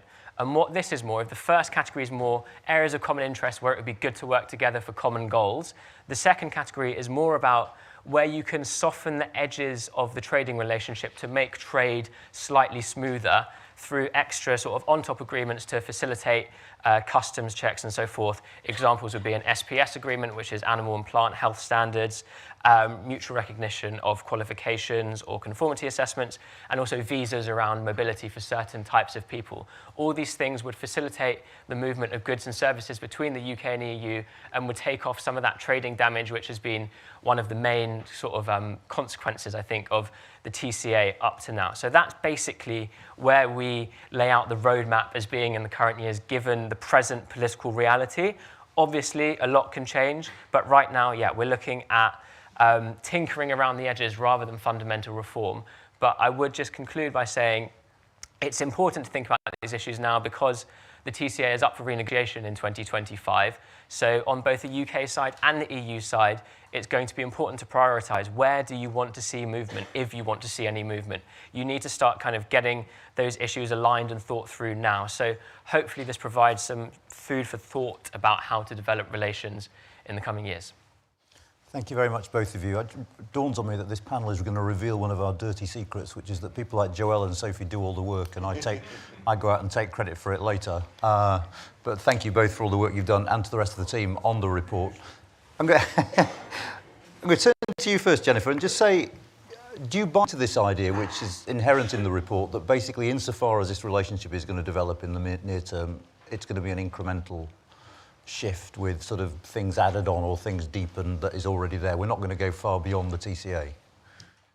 Yeah, broadly, yes. I think it will be incremental. I think there will be baby steps, and I think there's still a lot of trust that needs to be rebuilt. And if we look at what happened since the UK left the EU, since the formal Brexit, I think relations really fell to an all-time low, perhaps as bad as they ever were in 2021, 2022, once the UK introduced the Northern Ireland Protocol Bill, once David Frost began his renegotiation in the summer of 2021. And I think since then, things have certainly improved. There's been a marked improvement under Rishi Sunak, which of course really began more quietly under Liz Truss. I think I'd even venture to say that probably the very best day of Liz Truss's very short premiership was when she met 43 other European leaders in Prague back in October, and when she was, feted by other European leaders for the UK's leadership in Ukraine, when she sort of announced that UK would be rejoining the North Seas Energy Cooperation Group, and even Emmanuel Macron said rather obliging things and announced a new sort of Franco-British summit, which will be coming up. So I think, the mood was shifting at that point. I think there's a lot of optimism now in Brussels about reaching an agreement on the Northern Ireland Protocol, albeit tempered with some scepticism that EU officials feel like they've seen this film before, and they don't rule out that the European Research Group could blow up a deal for Rishi Sunak. So the question, will there be a deal on the Northern Ireland Protocol in April before the 25th anniversary of the Good Friday Agreement? I don't know. I don't think anybody knows. I'm not even sure if Rishi Sunak knows, and whether he's going to take on his party, the hardliners, the ERG. I think that's still an open question that we don't know the answer to. But there certainly is a deal to be done with a government that is supposedly more geopolitical. There's a deal to be done on customs, on SPS. Will there be some flexibilities? I don't think there'll be flexibilities on the role of the European Court of Justice. We could talk about that more later. So I think there's potential for an agreement on the Northern Ireland Protocol, but I don't think it should be taken for granted either. I think in the medium to long term, there'll be certainly incremental steps where the UK draws closer to the EU. I think that's just in the nature of the political and economic gravity of the relationship. But I ultimately think that will depend on a change of government, and the Northern Ireland Protocol being settled is a precondition for rebuilding the relationship. And then you could get some relatively quick wins on Horizon 2020, on an agreement with researchers. Perhaps the UK could join Erasmus in some form, or link its own homegrown Erasmus scheme touring scheme to Erasmus. And you're starting to rebuild these people-to-people contacts that were really sundered by Brexit. Potentially in the medium to long run, we'd be looking at the UK looking towards a customs union with the EU, so not rejoining the customs union, but some kind of Turkey-style arrangement. Certainly cooperation on security and policing, that seems an obvious area where the two sides would draw closer together, albeit not with the UK not being able to replicate what it had before. Foreign policy is another obvious area. You already see the EU and UK are working in lockstep on sanctions on Russia over the war in Ukraine, sanctions on Iran. So I think you could see moves maybe to formalise that in future. And then I could imagine a future UK government would seek out some kind of mobility agreements just to make life easier for workers in so many sectors, whether it's musicians or accountants or Anglican priests who are all confronted with difficulties in working in the EU. And broadly, that implies that the EU's response would be positive to any UK request. And I think it ultimately would be if there was a change in tone from the government, but it would be up to the UK to make the request. And also, I think it would cause some difficulties for the EU as well. I don't think negotiations on any drawing closer would be quick or easy, because it would always be a question of how do you balance the rights and obligations. And I don't think the UK will ever be a country in the same bracket as Canada or Australia. It's always going to be a big economy on the EU's doorstep. That I think there'll be a lot of caution in how to define any future relationship, and the legacy of Brexit and the acrimony that those years led to. I think that's going to take. I think it's going to mean many sort of years of water under the bridge before that relationship can truly start to heal again. So that very broadly, I think the two sides will move closer together. But just as a final, less optimistic word, things could still get worse before they get better. There could be a breakdown over the Northern Ireland Protocol. I think if there's no agreement in April with this sort of so-called deadline, really the Joe Biden deadline of the Good Friday Agreement, I think then it's very hard to see the Sunak government coming to an agreement at any time during its lifetime, the lifetime of the government, I mean. And beyond that, there's a last word, the UK the retained EU law bill. I wouldn't underestimate the potential that could cause for conflicts with the EU. If, say, for example, the UK abandons GDPR, then that could bring into question the adequacy agreement. Or if the UK accidentally loses a lot of environmental protection, that's could raise retaliation over the level playing field protections. So broadly, in the long term, I see the two sides drawing closer together, but I think the history, the experience of Brexit shows that you can never rule out things get worse before they get better. Thank you. I mean, there's your last 2 points. I just wanted, the first point, that proximity doesn't necessarily make things easier. It can make things harder. There's a lot of talk about why can't we replicate New Zealand's deal with the EU? Well, because we trade a lot more with them and they might be more sensitive about that. And finally, the point about domestic regulation is fundamental, that it's not just about how we negotiate with the EU, it's about what we do domestically. And if we do certain things, the Northern Ireland Protocol Bill, the retained EU law bill, notably, they will impact as well. But Bruno, I've got 3 questions for you coming out of all this. I mean, firstly, do you see there being a settlement on the protocol anytime soon? And if and when that is settled, should we aim for a closer relationship with the EU, and if so, how? I think there is the likelihood of some kind of settlement, which will probably be fudgy. It will probably be, very ad hoc, which is, let's face it, one of the ways the EU actually does do things, despite it being an allegedly a community of rules and law. I think that imperative is becoming more recognised. I mean, it's not just the significance of the April deadline of a Good Friday Belfast Agreement isn't just, but it's the anniversary, and it isn't just that Joe Biden has an interest in it.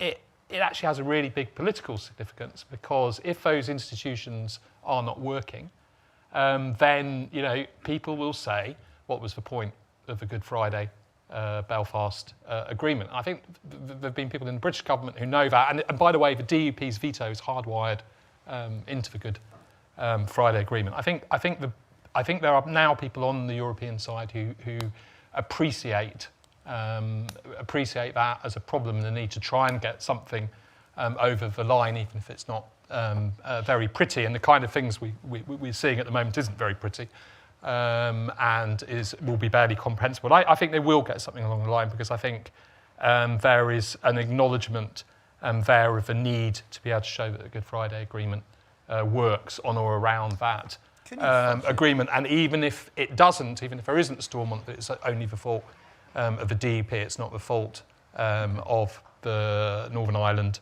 Protocol. I think the EU has made steps on it. I think the British government has made steps on it as well. I do think it's important to say, though, that whatever government had been in power, given the character of the Northern Ireland Protocol, it would have become an issue at some point or another. And that's something the EU used to deny very strongly back in right at the beginning of 2020. But I think now they do appreciate that. One of the big differences on that is Maroš Sefcovic, who's a Slovak. He comes from a country that's separated from another country, the Czechs, Czechoslovakia. He appreciates the importance of sausages. He's from a part of the world where sausage, kolbash is a big deal. I think they will find a settlement on the Northern Ireland Protocol, or they will both be in the same place when there isn't a settlement, if that makes any sense to you or not. But then I think after the Northern Ireland Protocol, or given that through the process of trying to make a resolution that there is a building of trust, I think an incremental closer relationship is on the cards. But I think it's very important that people are clear that the status quo ante, the previously existing state affairs, is not an option. It's not an option really because of Brexit. It's also not an option because the world has changed. Geopolitics, the EU actually is an interesting construction because it was constructed in the period of post-geopolitics, the end of history. Remember that. And the EU is now having to adjust to a world where history is very much back with a vengeance, when geopolitics is very much back with a vengeance. The EU is changing.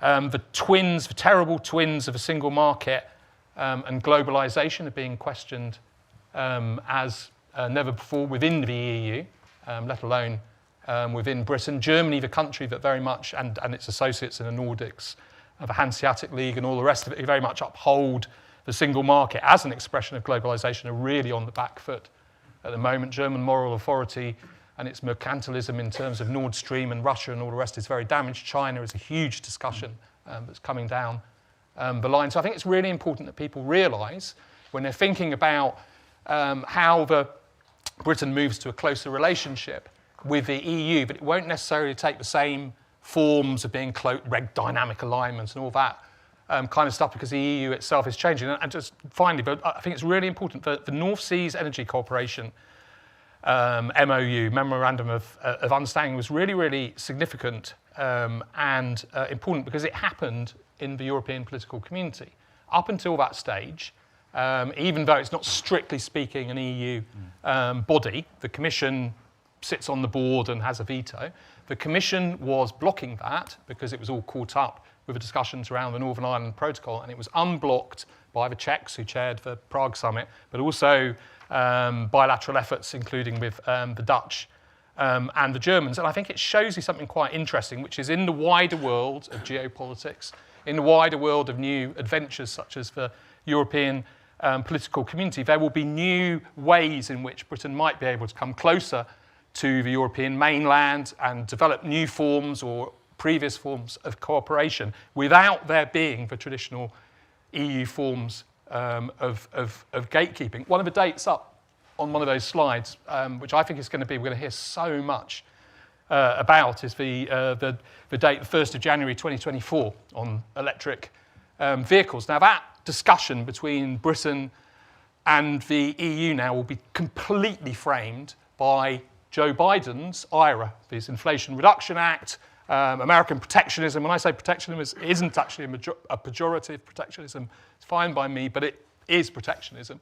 And that will frame that discussion. And you can actually see some common interests in there in keeping that or deepening that relationship. So what I'm trying to say is that, yes, I totally agree with incremental getting closer. But I think if you're assuming status quo ante is even possible, I think you're mistaken. And of course, some of the aspects of being closer to the European Union, SPS alignment, freedom of movement, brings some very negative, brings some issues which are in the present climate of the world changing, very, very negative as well. I want to talk about UK domestic politics in a minute, but one of the interesting things from the last panel was, I don't know if Cathy Ashton's still here, and I don't want to put words in her mouth, but she sort of implied that the priority for the European Union when it started the negotiations was to make sure no one else was silly enough to try what we were trying. So, I mean, I sort of read that as, you know, the ambition here is to show that this is not a good idea. I mean, what some Brexiters would call punishment. Do you think that the EU needs to change the way it approaches the United Kingdom, that actually it needs to think more about developing a functional relationship than perhaps it did during the formal Brexit negotiations? Either of you two just kick us off if... I mean, to say, you know, whether the EU sort of was trying to find a functioning relationship in the negotiation years is a challenge, but I certainly think I really agree with what Bruno said, actually, that the world is really changing around us, and what the context was in 2016 has fundamentally moved on. I think that kind of the structure of membership, where you have a clear demarcation between innies and outies in terms of EU, you know, you consolidate with everything or nothing, is being thrown into question by the war in Ukraine, which is why we have these conversations about the European political community and multi-level membership. And the other fundamental change is that the EU is an institution built on free trade that is starting to, you know, question its own assumptions in that respect with regards to what's happening with Joe Biden's IRA. They're talking about relaxation of state aid regulations in order to invest more money into their own industries. And so in that sense, you know, as much as the IRA is protectionist, certain steps that the EU is taking could be categorized as protectionist as well, and kind of favorable terms for their own members. So the context has fundamentally changed, and I think that changes the types of conversations that you're willing to have with the United Kingdom. Which conversations might those be? I do think the easier conversations that can be had are those that don't infringe still so fundamentally on the terms of European Union membership, the questions that lie outside of the kind of really traditional spheres. So that's why I think defence will be a really key area. Energy as well, because it's a more flexible type of structure. The interconnectors which run under the channel, you know, they fundamentally bind us to the EU, whether we like it or not. They're not cut off at the point that membership departs, and so you have to be more flexible in that area. And it is a huge, huge issue which has been amplified by the war in Ukraine and what's happened to global gas prices. And also climate is a growing area where, you know, there's a little bit in the TCA on cooperation, potential to link emissions trading schemes, for example. But the UK and EU are really, really aligned on what they want to do in those areas. And that's another obvious point where there's not, you know, too much kind of the old, you know, having to adopt loads of acquis in order to cooperate on these issues. Those, I think, are the kind of flexible areas where, yeah, you might be able to find grounds for cooperation. And also, final point, from the UK perspective, I think that's probably what the UK wants, because it wants that kind of slightly more flexible approach to where it's looking to coordinate, perhaps even with just a group of member states rather than all member states in certain areas. Defence, for example, the Joint Expeditionary Force, or, as Bruno said, the North Seas Energy Cooperation. So I think that kind of give or take slightly outside the core treaties of membership will be where we see the most movement. Do you want to come in on this about, I mean, the question was about sort of the EU's approach to the negotiations and whether that might change or whether it should change. Yeah, if I think back to 2016, I think there was this, EU leaders found a certain reassurance in when they very quickly came up with these formulas, no negotiations without notification of Article 50, and also no cherry picking. I think that it made it very safe for the EU, and they very quickly coalesced around those formulas, which they subsequently stuck to. And I think that there was never a strategic debate in 2016 among the EU about what kind of relationship they should have with the UK. But I think I thought what Jonathan Hill said was very interesting, that, well, the UK never initiated that debate or never made a serious attempt to do so. And I think maybe the EU doesn't actually, or at least the European Council, don't really have strategic debates. I mean, there's always, if you look at the agenda of various European councils, they're all supposed to be, a strategic debate on EU-China relations. But there's always a crisis that intervenes. There's always, whether it's a row between France and Italy about migration, or there's a standoff with Poland and Hungary about the rule of law. If I think back over the last 5 or 6, 7 years, once that initial shock of Brexit had dissipated and the EU found that common line of no cherry picking, I think they very quickly became preoccupied by other crises, and Brexit was easy to compartmentalize. It became the task of Michel Barnier, who formulated the EU's position, and then they were simply, a lot of consultation with member states, but then they were ultimately just signed off by EU leaders, often in a minute. So there never was that really big debate about what the future relationship could be with the UK, and I don't see that coming anytime soon. And I very much agree with what Joel was saying about, if cooperation, the space for cooperation will come in areas such as energy and security and foreign policy. But I think that core of the single market, despite all the changes in the world, will remain, that will remain something for EU members or countries that want to associate extremely closely and take up the EU rulebook in its entirety. Bruno, you want to say anything on the EU's approach? Yeah, I mean, I'm a Brexiteer, or I voted for it. I'm not a Tory. Certainly not the predominant tendency in the Conservative Party, which supported the EEA, EFTA membership after leaving. Of course, that disappeared very, very quickly. I always found the sort of protestations of punishment beatings as being sort of rather pathetic. The disappointment that David Davis couldn't get on a plane and go to Berlin, and Mummy Merkel would make it all better for him. Actually, I think the EU would have had greater problems in some respects, and they were certainly extremely worried about it, had the Brexit referendum gone well for David Cameron, because they were worried there was actually a queue at the door of governments that wanted to link demands, as Poles had a few, Hungarians too, wanted to link demands for EU reforms to referendums they could hold. So I think the whole idea of a punishment beating was pretty ludicrous.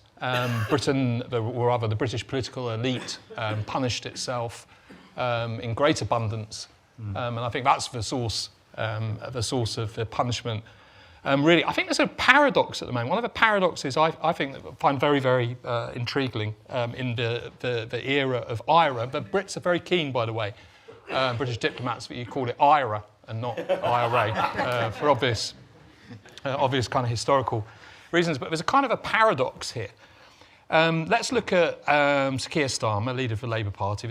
There's rumours, and it's a very good idea on his part, that he might get Tom Scholar to be his chief of staff, one of the two guys in Whitehall, senior people who was thinking about Brexit and a Brexit result, i.e. a vote to leave in 2016. He pressurised Jeremy Hayward and David Cameron back in 2011, 2012 to set up a unit within Whitehall to look at what the strategy should be. So he knows his onions, but the problem with him might be that his continuity,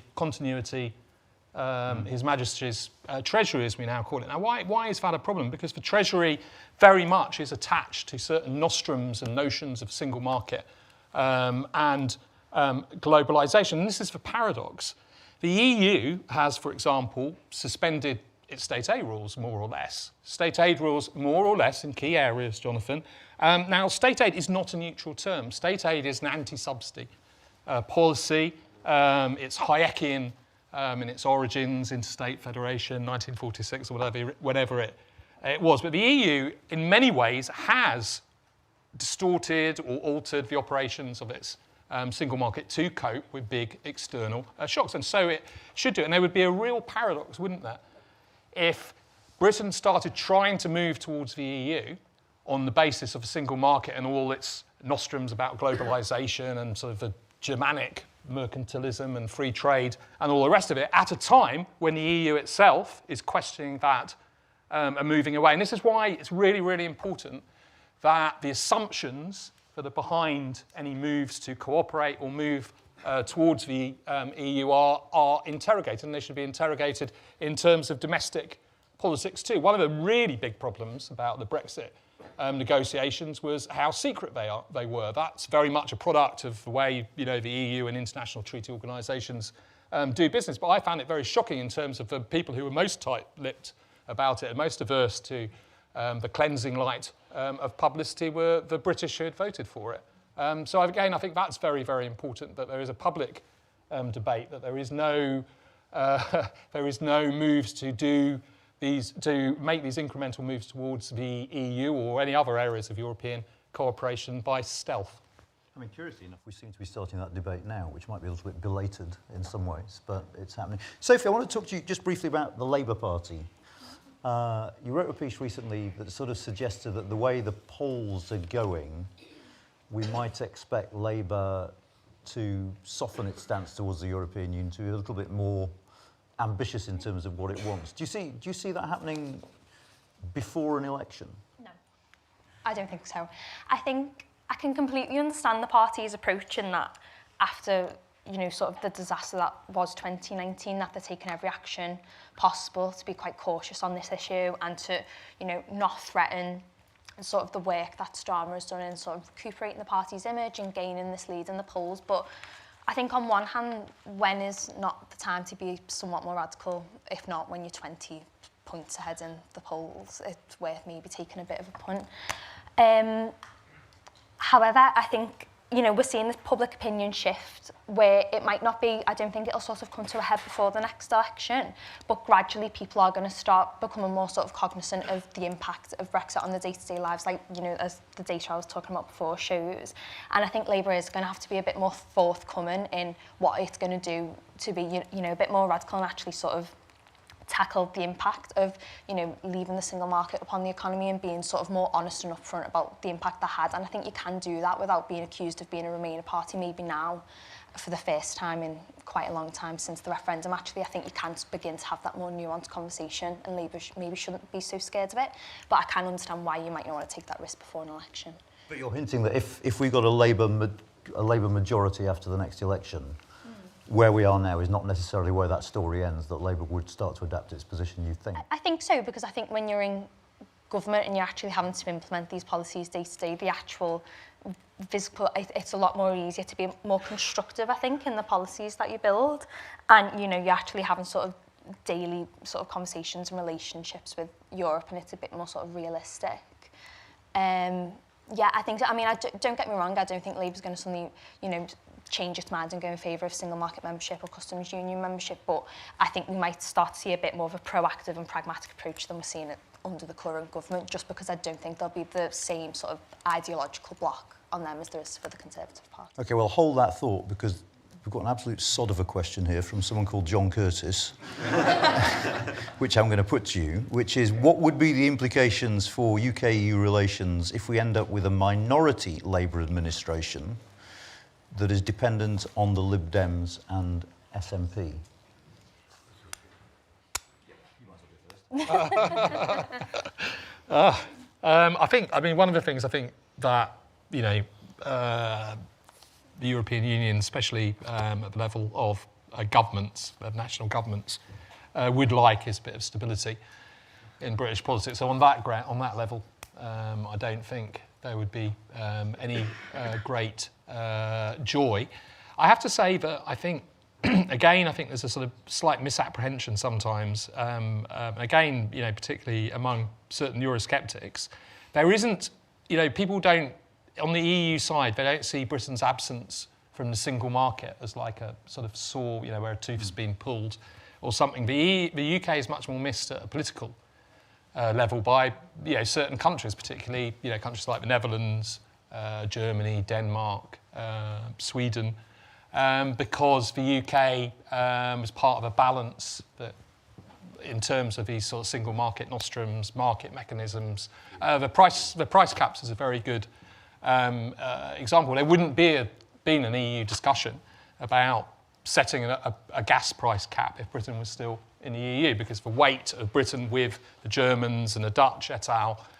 Would have suppressed that debate. The COVID Recovery Fund as well, with that debate Would there have been joint EU funding given out as grants rather than at least as loans if Britain was still in the EU? I very much doubt it. So the way in which the UK is missed is very much in certain quarters, and only in certain quarters, politically, as part of the European Union, rather as part of a single market. And again, I think that's something really difficult to understand in the British elite, the sort of, FT expense account diners in the City of London, who really do yearn for the single market, and they really do believe that feeling might be mutual. I just don't think it is.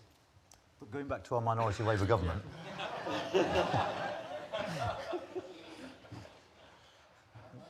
what would transpire in those circumstances? I mean, I suppose the question is, and correct me if I'm wrong, John, that would they get pressured towards a referendum in Scotland, I imagine, but also they'd get pressured towards having a closer relationship with the European Union, one would think, given the nature of the two parties they'd be dependent on. In those circumstances, I can't imagine anybody would look at British politics and think, oh, what a great set of circumstances to have Britain rejoin. Britain rejoining. Not necessarily rejoin.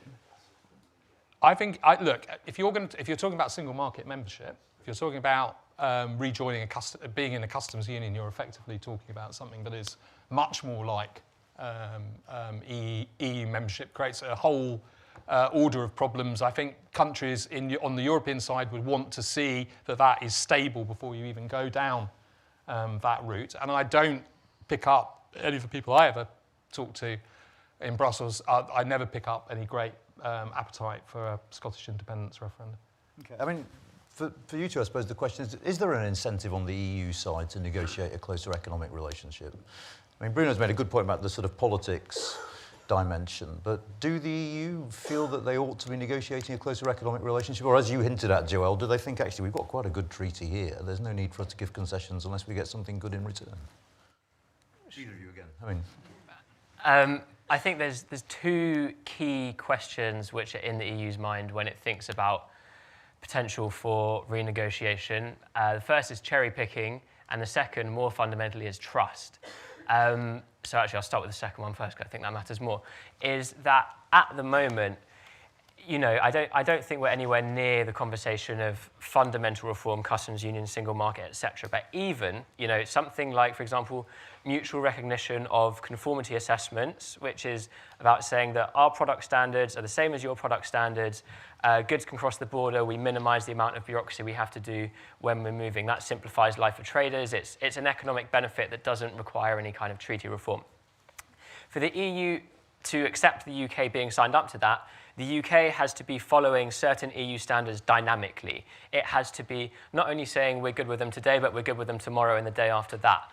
Does the EU trust the UK is going to do that? That's the fundamental question. I think at the moment, the last 6 or 7 years, there's a total absence of trust. So if Rishi Sunak had a Damascene conversion overnight and came offering that tomorrow to the EU, I think they'd probably laugh him out the room because they wouldn't think it was any kind of offer was worth the paper it was written on. So I think this is going to be a really, really slow and gradual build-up of even believing that both sides can adhere to something, not just also for as long as potentially Keir Starmer is Prime Minister, but whatever government comes after that and the government after that. So I think that is the real heart of the question. It also applies with animal health standards. These are the EU says it fundamental risks to the health of people in their single market if they're allowing in UK goods and they're not enforcing the standards they say they should.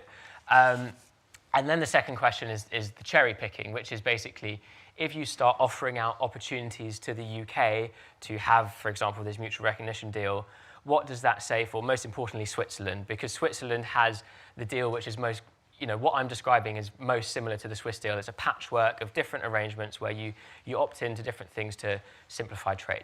But the EU doesn't like its deal with Switzerland because it has to constantly service it. It has to be, checking that they're aligning to new regulations, and you have over 200 different kind of minor agreements that you need to be keeping an eye on. They want a much tighter agreement, and they want it to be governed more fundamentally by EU legislation closer to certain single market norms. They want a role for the ECJ. If the UK starts getting sweet little deals on the side to do with stuff that Switzerland already has, like mutual recognition of professional qualifications or conformity assessments, that weakens the EU's hand vis-a-vis the Swiss. So we need to think about that wider picture as well, and any other countries which might come asking for closer relations. So those, I think, are the two key factors. Jen, do you want to? Just very briefly, just the context, the EU is spending far more time thinking about its future relationship with Ukraine than it is with the UK.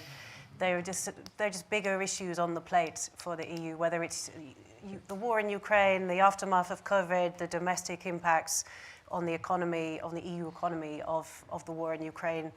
So I think it's not a priority to recast the relationship with the UK. The UK has to come to the EU and ask, this is what we would like.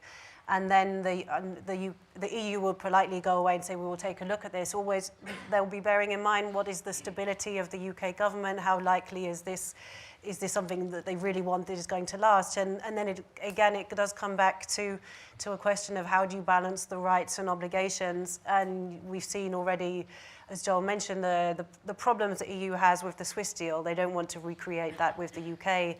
And the very interesting question about the minority Labour administration, I mean, it also depends on the role of the, what that means for whether the SNP are in a position to demand a referendum. A lot of uncertainties there. And the last thing that the EU would want would be to be drawn into any debate on Scottish independence. Bruno, do you want to come I just want to say something really quickly on Swiss-style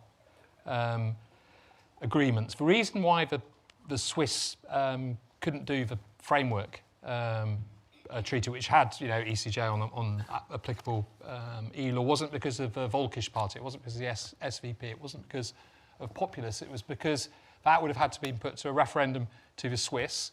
And the big barrier to that referendum wouldn't just be the SVP, it would be the trade unions in Switzerland. And they made two demands around wage protections and related free movement issues, and the Commission said no. And I think now that is really important for any future Labour government to think about. The Swiss deal foundered, it fell apart on the basis that the Commission couldn't concede because there'd have been, the carpet would have been worn thin to withdraw with EU member states making exactly the same demands, couldn't concede demands that were asked for by centrist social democrat trade unions. And I think that's something that's really important to remember is what Jennifer is saying about rights and obligations. Some of those obligations that Britain might have to enter into to, cosy up on, visa-free travel, a bit of freedom of movement, and all the rest of it will have consequences in terms of obligations that might be most difficult for a Labour government.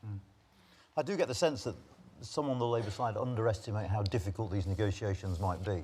There seems to be a sense that, well, we're not the Tories, so they'll be nice to us, and I'm not convinced that necessarily works with the... I mean, it's interesting this, because, the sense I'm getting is even though we have this swirling debate starting, you open any newspaper these days in this country and there's stuff about Brexit in it again, but it's not really a political priority for either side, this bilateral relationship, that you've got all this noise going on in the background here, and yet, actually, there's other stuff.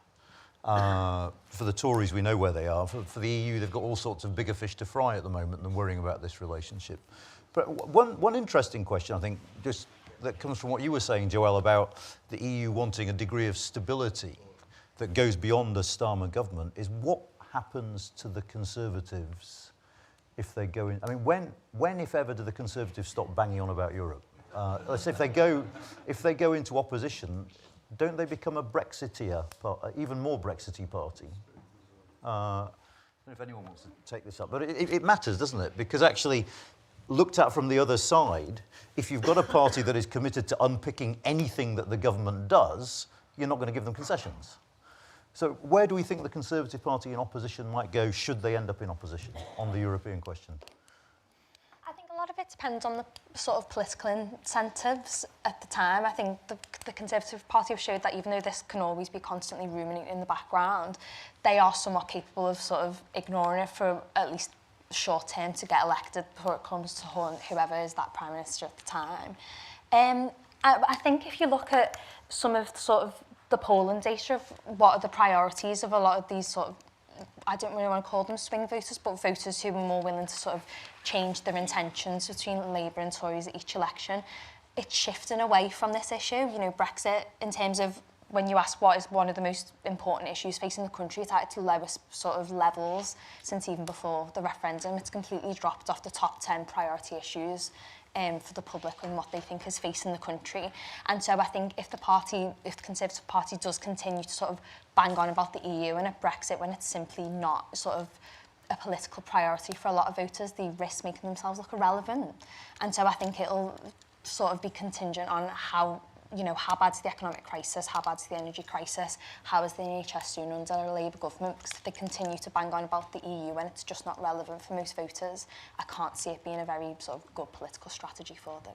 No, but they have to have a position, don't they? And I just wonder, if you have an opposition Conservative Party, I find it just very hard to see them saying, well, Keir Starmer's negotiated these sensible, small-scale deals with the European Union that build on the TCA, and we will honour them because we think they're sensible. I'm not sure that's the Conservative Party that's going to come out of this. What do you think is so good now that they think it would be worth going backwards?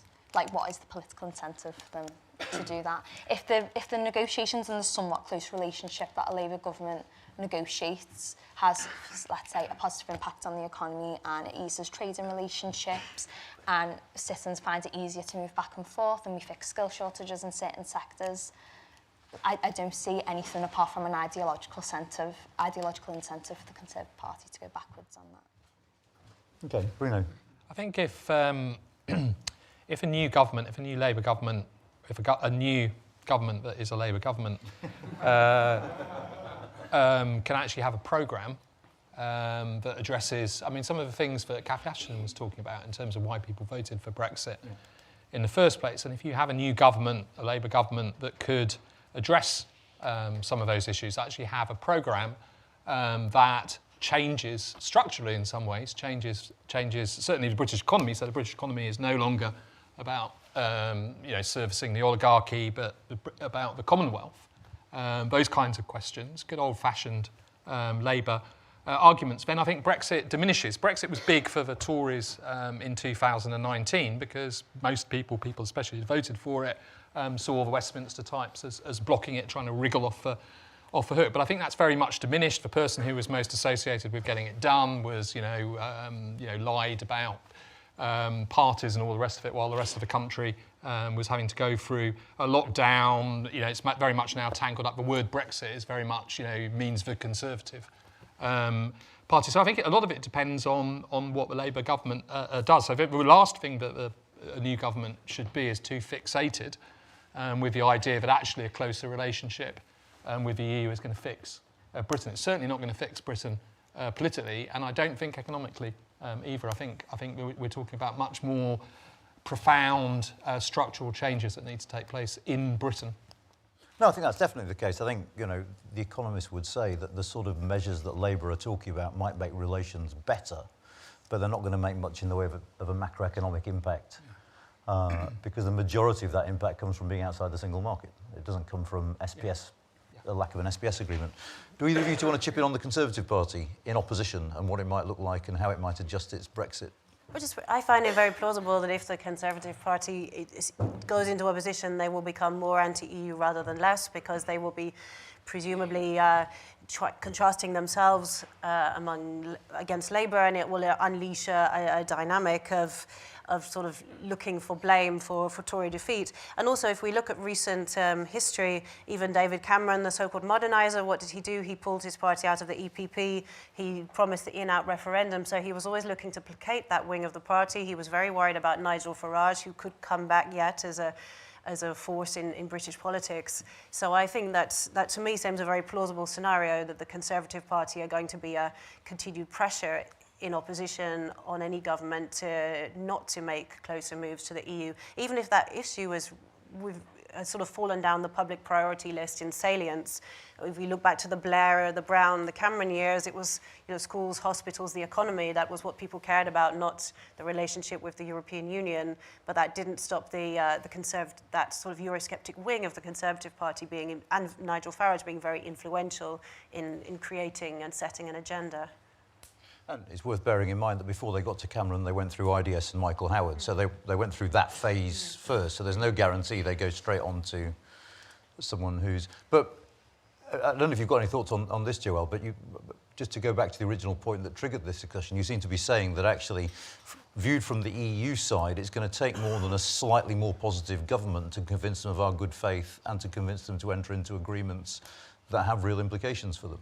Yeah, I think the problem is the wrong word, but the challenge is to finding more kind of stable cooperation with the EU, go deeper than just kind of the fringes of the Conservative Party. I think it's undoubted that for the last few years, the tail has been wagging the dog, so to speak. I think it is the case that perhaps Rishi Sunak would be inclined to kind of, find some modification of the current deal were it not for his backbenchers and the uproar that it creates at any given moment. You just have to see the reaction to the notion of a Swiss deal being briefed into the press to see how kind of strong that is and how limited his margin for manoeuvre is. But I think those problems will last beyond him because the UK has not been delivering stable parliaments for the last decade and a half now. Boris Johnson really had the only large majority and he managed to melt it within about a year and a half, 2 years.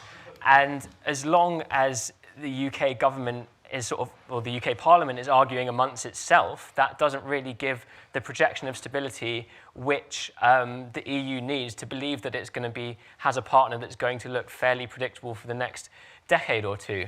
I think there is quite a high likelihood that if the Conservatives go into opposition, that the MPs that remain will tend to be from the slightly more extreme wing of the party, which increases the likelihood of them becoming focusing more on Brexit than is perhaps politically advisable for them. And then you have potentially more of a fragmentation, splintering of the right in British politics. That, again, creates a more unstable political environment. You have to look at what's been happening in France in the past few years. I don't see how British politics is going to stabilise around a new consensus at this point in time. And that creates the likelihood of that image of a stable, reliable partner. It means it's less likely, and it means, I think, it diminishes the chances of stable relations with the EU.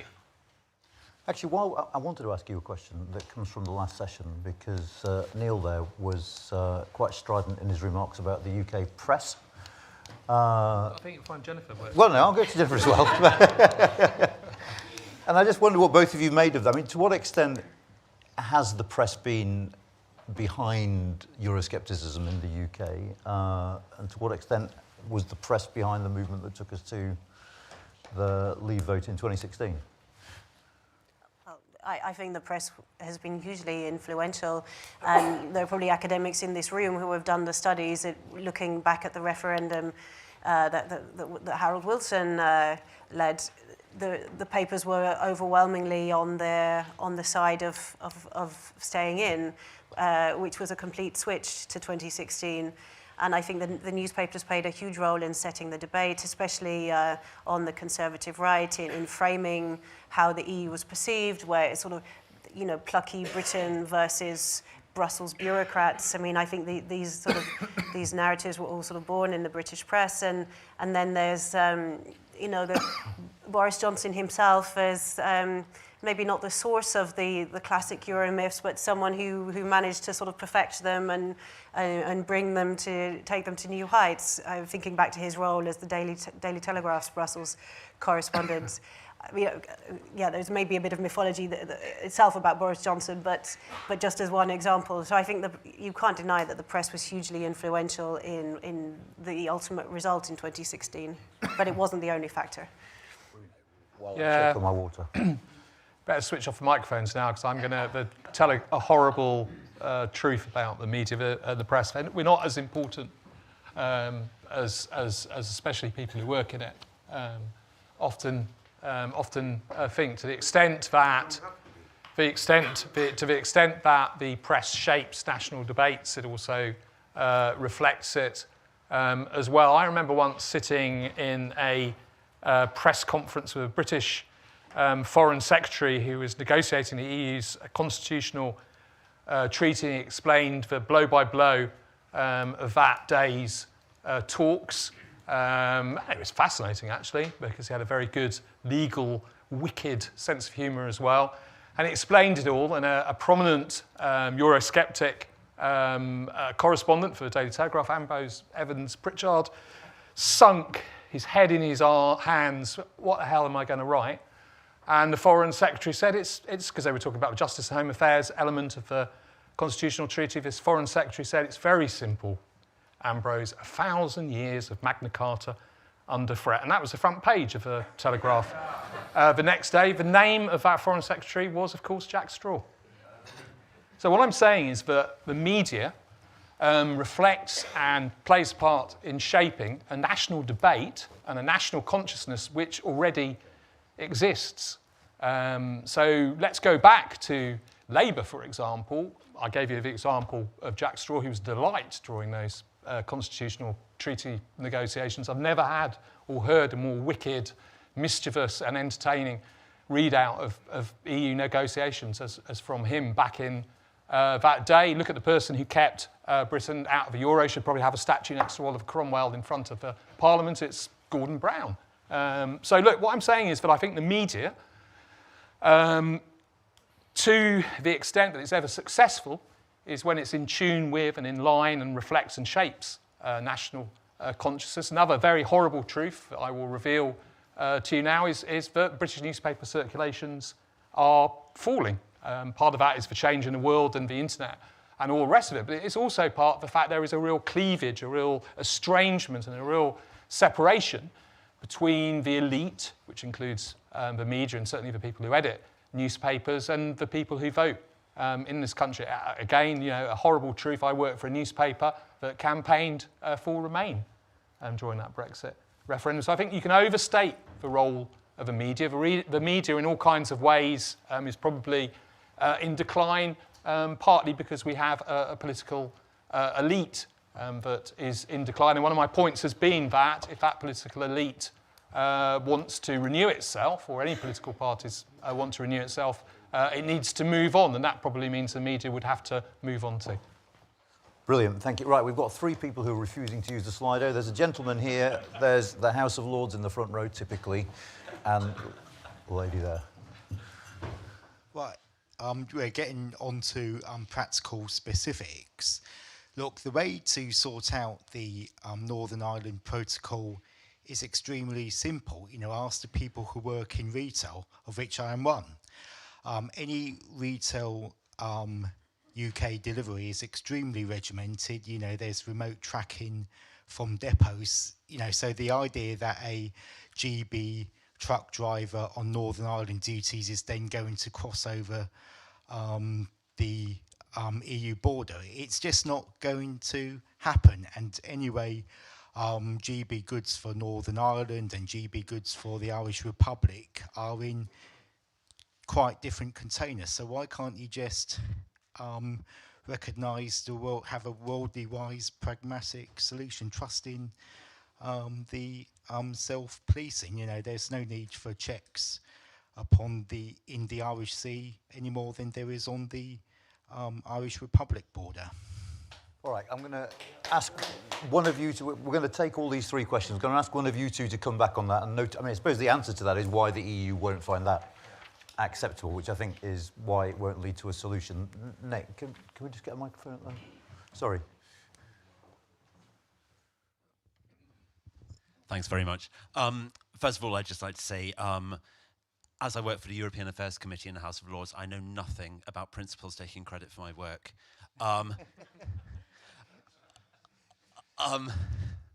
But my question was, we're now hurtling towards the renewal of the TCA and a review. If Labour, in particular, doesn't start becoming a lot more progressive in its thinking about its relationship with the EU, is that going to mean another 5 years, potentially, of a stagnant relationship with the EU? Okay, I'm going to come to one of you two on that one. Lisa? Do keep putting your questions in Slido, those who can. Sorry to be a bit cheeky. Another member of the press, one of Jennifer's colleagues, Lisa O'Carroll. I just want to make a point, 2 points, picking up on what Bruno said, one about the media. I think one of the issues that we shouldn't forget was how disconnected basically London-based press is from the rest of the country. And we shouldn't forget that there was a lot of chin scratching after the referendum about how people didn't read what was happening up in the red wall constituencies, and how voters had conflated issues related to jobs and immigration with the promises that the Leave side had made. And I was in Wales just before Christmas, and I went to Vale, where 62% had voted for Leave. And it was such an interesting vox pop. People were going, each person I had interviewed said they were mostly young, that they had got it wrong, that they wouldn't vote for Leave again, that they thought it was going to bring jobs. And again, that to me just reflected the disconnect between the media agenda, which is largely driven by Westminster and the rest of the country. And then the second point I wanted to make about the Good Friday Agreement was in April, on how important that is, and whether people will be asking whether, if there's no deal, whether it was worth it. Yes, it was worth it. Bertie Ahern spoke yesterday in the House of Commons. It was very, very interesting, but it was a reminder that the Good Friday Agreement was about peace. It was about arms on the street. It was about bombs. It was about terrorism. So I think, 25 years later, there is peace. There isn't stability, political stability at all in Northern Ireland, but there's peace. Okay, brilliant. Protocol first. One of you two want to come back on why the EU might not find that idea acceptable? Well, it was tried, and I think Nicky Morgan and colleagues wrote reports on this subject proposing the so-called alternative arrangements. But the reason the EU said no is because the EU is ultimately not a trust-based system, it's a law-based system. And if you talk to EU officials themselves, they will say, well, we don't trust each other, that's why we have a court to enforce the rules, and that's why we make laws. So it's just something, it didn't fly during the Brexit negotiations, and I don't think it will fly now, albeit I think there is a lot more room for compromise on the customs issues in a way that there wasn't in 2019. And both sides are getting closer on the border issue per se, aren't they? On the institutional stuff, maybe not, but there's been significant progress, it seems to me. I think the difference is that I think there is scope to fudge something through and to make things work in terms of like retail deliveries in Northern Ireland, certainly not at the port of Dover.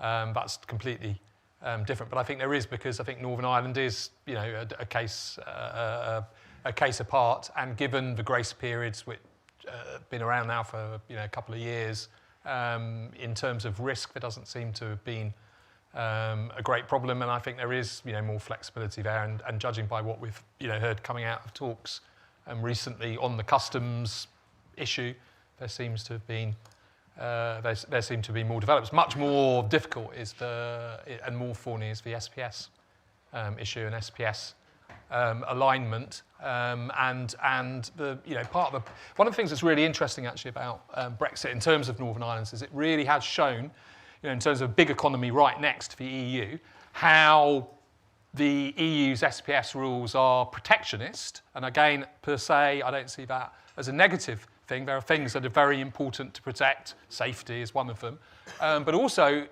that some elements of it are perhaps a little bit irrational, thinking about that. So, that's one of the problems that I think you have to think about. It's one thing to align yourself with a protectionist bloc, with a trading bloc in the world. It makes a lot of sense, actually, for the UK because it's so close and the EU's so big. But do you actually really want to dynamically align yourself with a set of rules that might go in directions that you really don't approve of on gene editing, for example, glyphosate or other decisions? And there you get into an area of principle. And I hopefully there are some signs of this in terms of a discussion about gene editing that perhaps these discussions will be a bit more rational. But I think there is a problem. SPS saying we'll dynamically align on SPS isn't really all that simple and clear cut. The EU's got to say yes to it. There'll be a price for it and sure trade-offs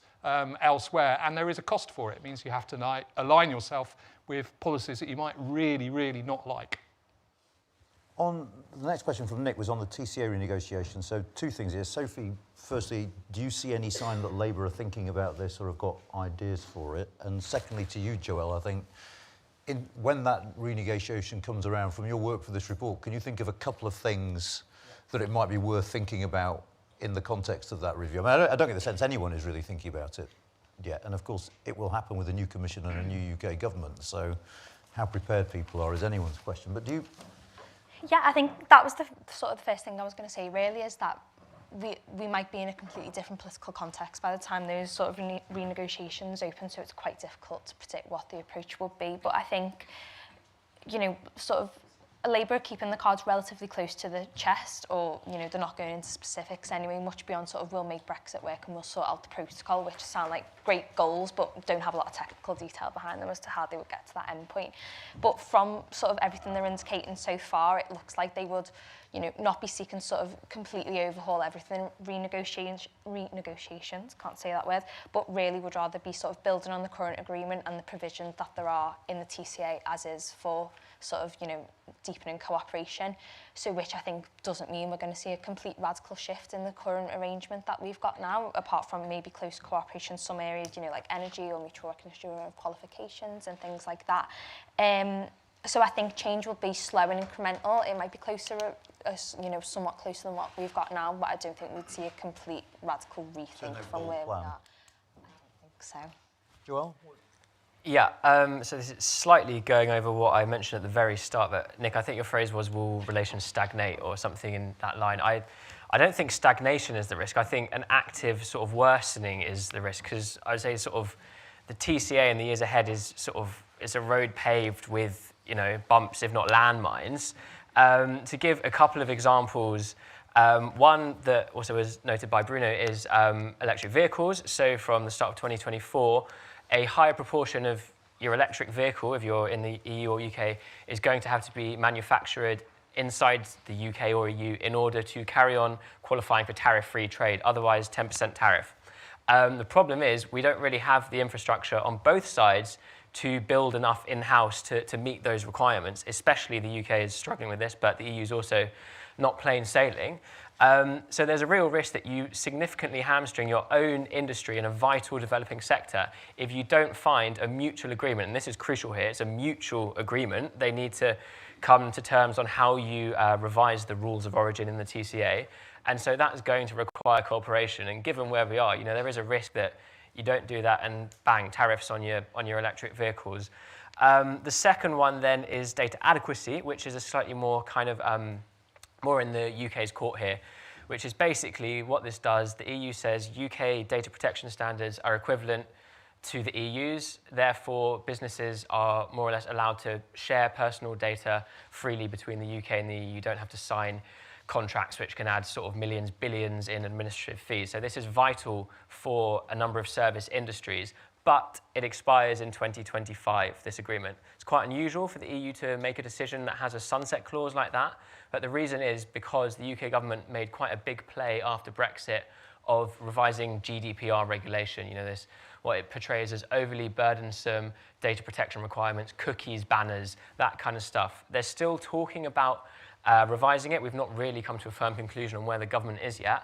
But were there to be significant divergence, potentially the EU withdraws that adequacy decision in 2025 or earlier. That has cost for services, and so the government will need to, the UK government needs to make a decision about whether the risks of losing that outweigh the benefits of diverging from GDPR. And it's worth stressing on the first point, as Bruno did, that the debate about electric vehicles takes place in the context of the debate about IRA, where the Americans are offering massive subsidies to people who make those electric vehicles there. So that makes the debate all the more pressing. Right, we have 3 minutes before wine. And we're never late for that. So one final question. I mean, there's a lot of noise around Brexit at the moment and a lot of noise around the polling around Brexit. Does the polling mean that we are, in the short to medium term, going to have a serious debate about rejoin? Anyone? All four of you. Tony Blair's Institute put out some polling in October. It's not as good as ours. Of course it's not. Of course it's not. But it was interesting in its, you know, much as it was a pygmy compared to the giant of your own polling, I'm sure.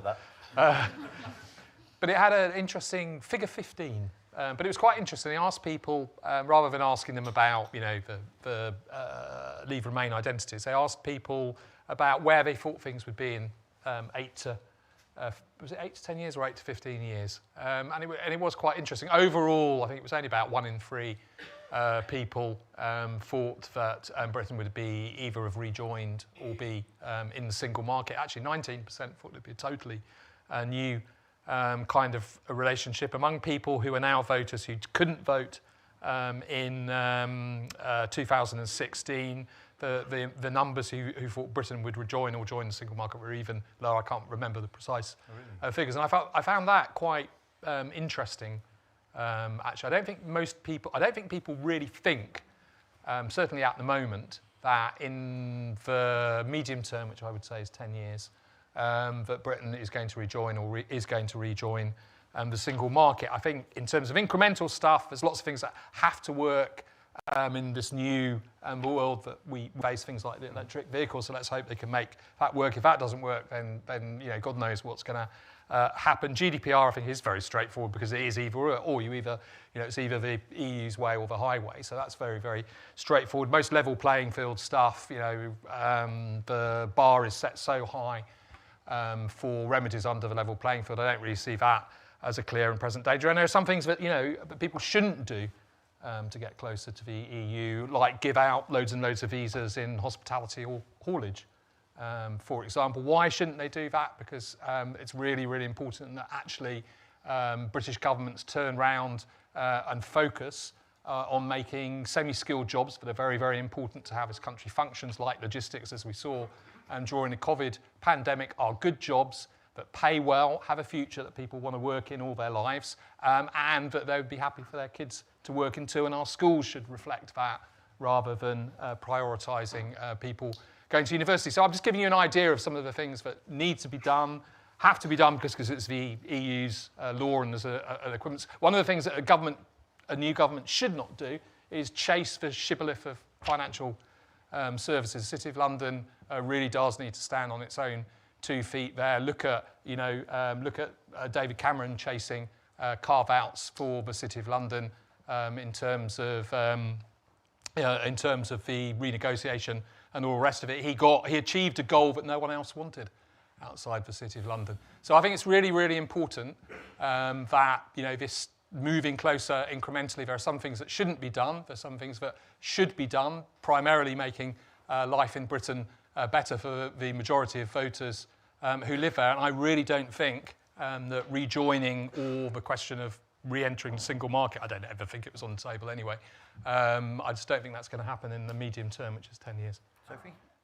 Yeah, I agree. I don't think there's the political will either in Europe or here to sort of reopen that question to that extent again. And I think as you look at sort of public opinion data, it is slow and it's gradual, but particularly amongst people who voted Remain in 2016, there's an increasing sort of acceptance of the result of the referendum and a sort of a shift towards making the best of what we've got as opposed to sort of reopening the whole argument completely again. I think we've also seen some of the, the 2 issues which dominated the campaign, which we talk a bit in the report about, sort of the economy and immigration becoming less contentious in that there's not as much of sort of a firm division between Leavers and Remainers on those 2 issues. People's expectations and hopes for those 2 things are sort of merging. So maybe that's a suggestion that we're moving away from sort of Brexit as quite the division that it's been. And I think maybe one way of sort of reading these polls that suggest a slight majority for rejoin isn't necessarily that people want to have the argument again, but they are reconsidering how they think about the EU and the type of relationship that we have with the EU, particularly in the aftermath of a global pandemic and the outbreak of war in Ukraine. People are sort of reconsidering to what extent we should have a constructive relationship with the EU and become more open to that, as opposed to wanting to reopen that whole argument from scratch again. Cool, thank you. Jennifer, are we rejoining soon? Yeah, I mean, I'm afraid I agree with what has just been said by Sophie, and I'm reminded of, rejoin makes me think of Brenda from Bristol when confronted with the 2017 election, and I just think even if the polls give that sort of tick box rejoin. I think there's just no appetite in the country to go through these political debates again. And as Sophie said, rejoin signifies perhaps a desire to have a closer relationship with the EU. So I don't see a movement for rejoin, and there's no political party that's going to give a home to that movement for rejoin either, to give it a structure, to channel it anywhere. I could see a movement to rejoin in my lifetime, maybe in 30 years' time, but then we'd be talking about rejoining a very different organisation with, I think, sort of different, potentially different tiers, and with an inner and outer tiers, and that will be quite a different conversation. Sorry, I was just pondering whether I thought 30 years was within my lifetime or not. So I was going to say, Joel, you get the last word. Yeah, I agree with Jennifer. I don't think there's any possibility, really. I mean, the last 7 years have been an absolute psychodrama.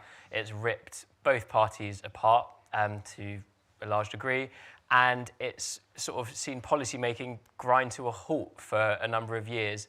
Why would a Labour government with a shiny new majority, which is the only way you'd even countenance the question, why would they decide to revisit all that when they sort of have priorities around trying to change the economy and do other things? You hamstring yourself absolutely, and so I think there's absolutely no desire from anyone, really. Brilliant. Well, for all you hardy survivors, there is a glass of wine outside. But before you go, if you can just join me in saying thank you to this wonderful panel. Thank you all. Thank you. Thanks ever so much.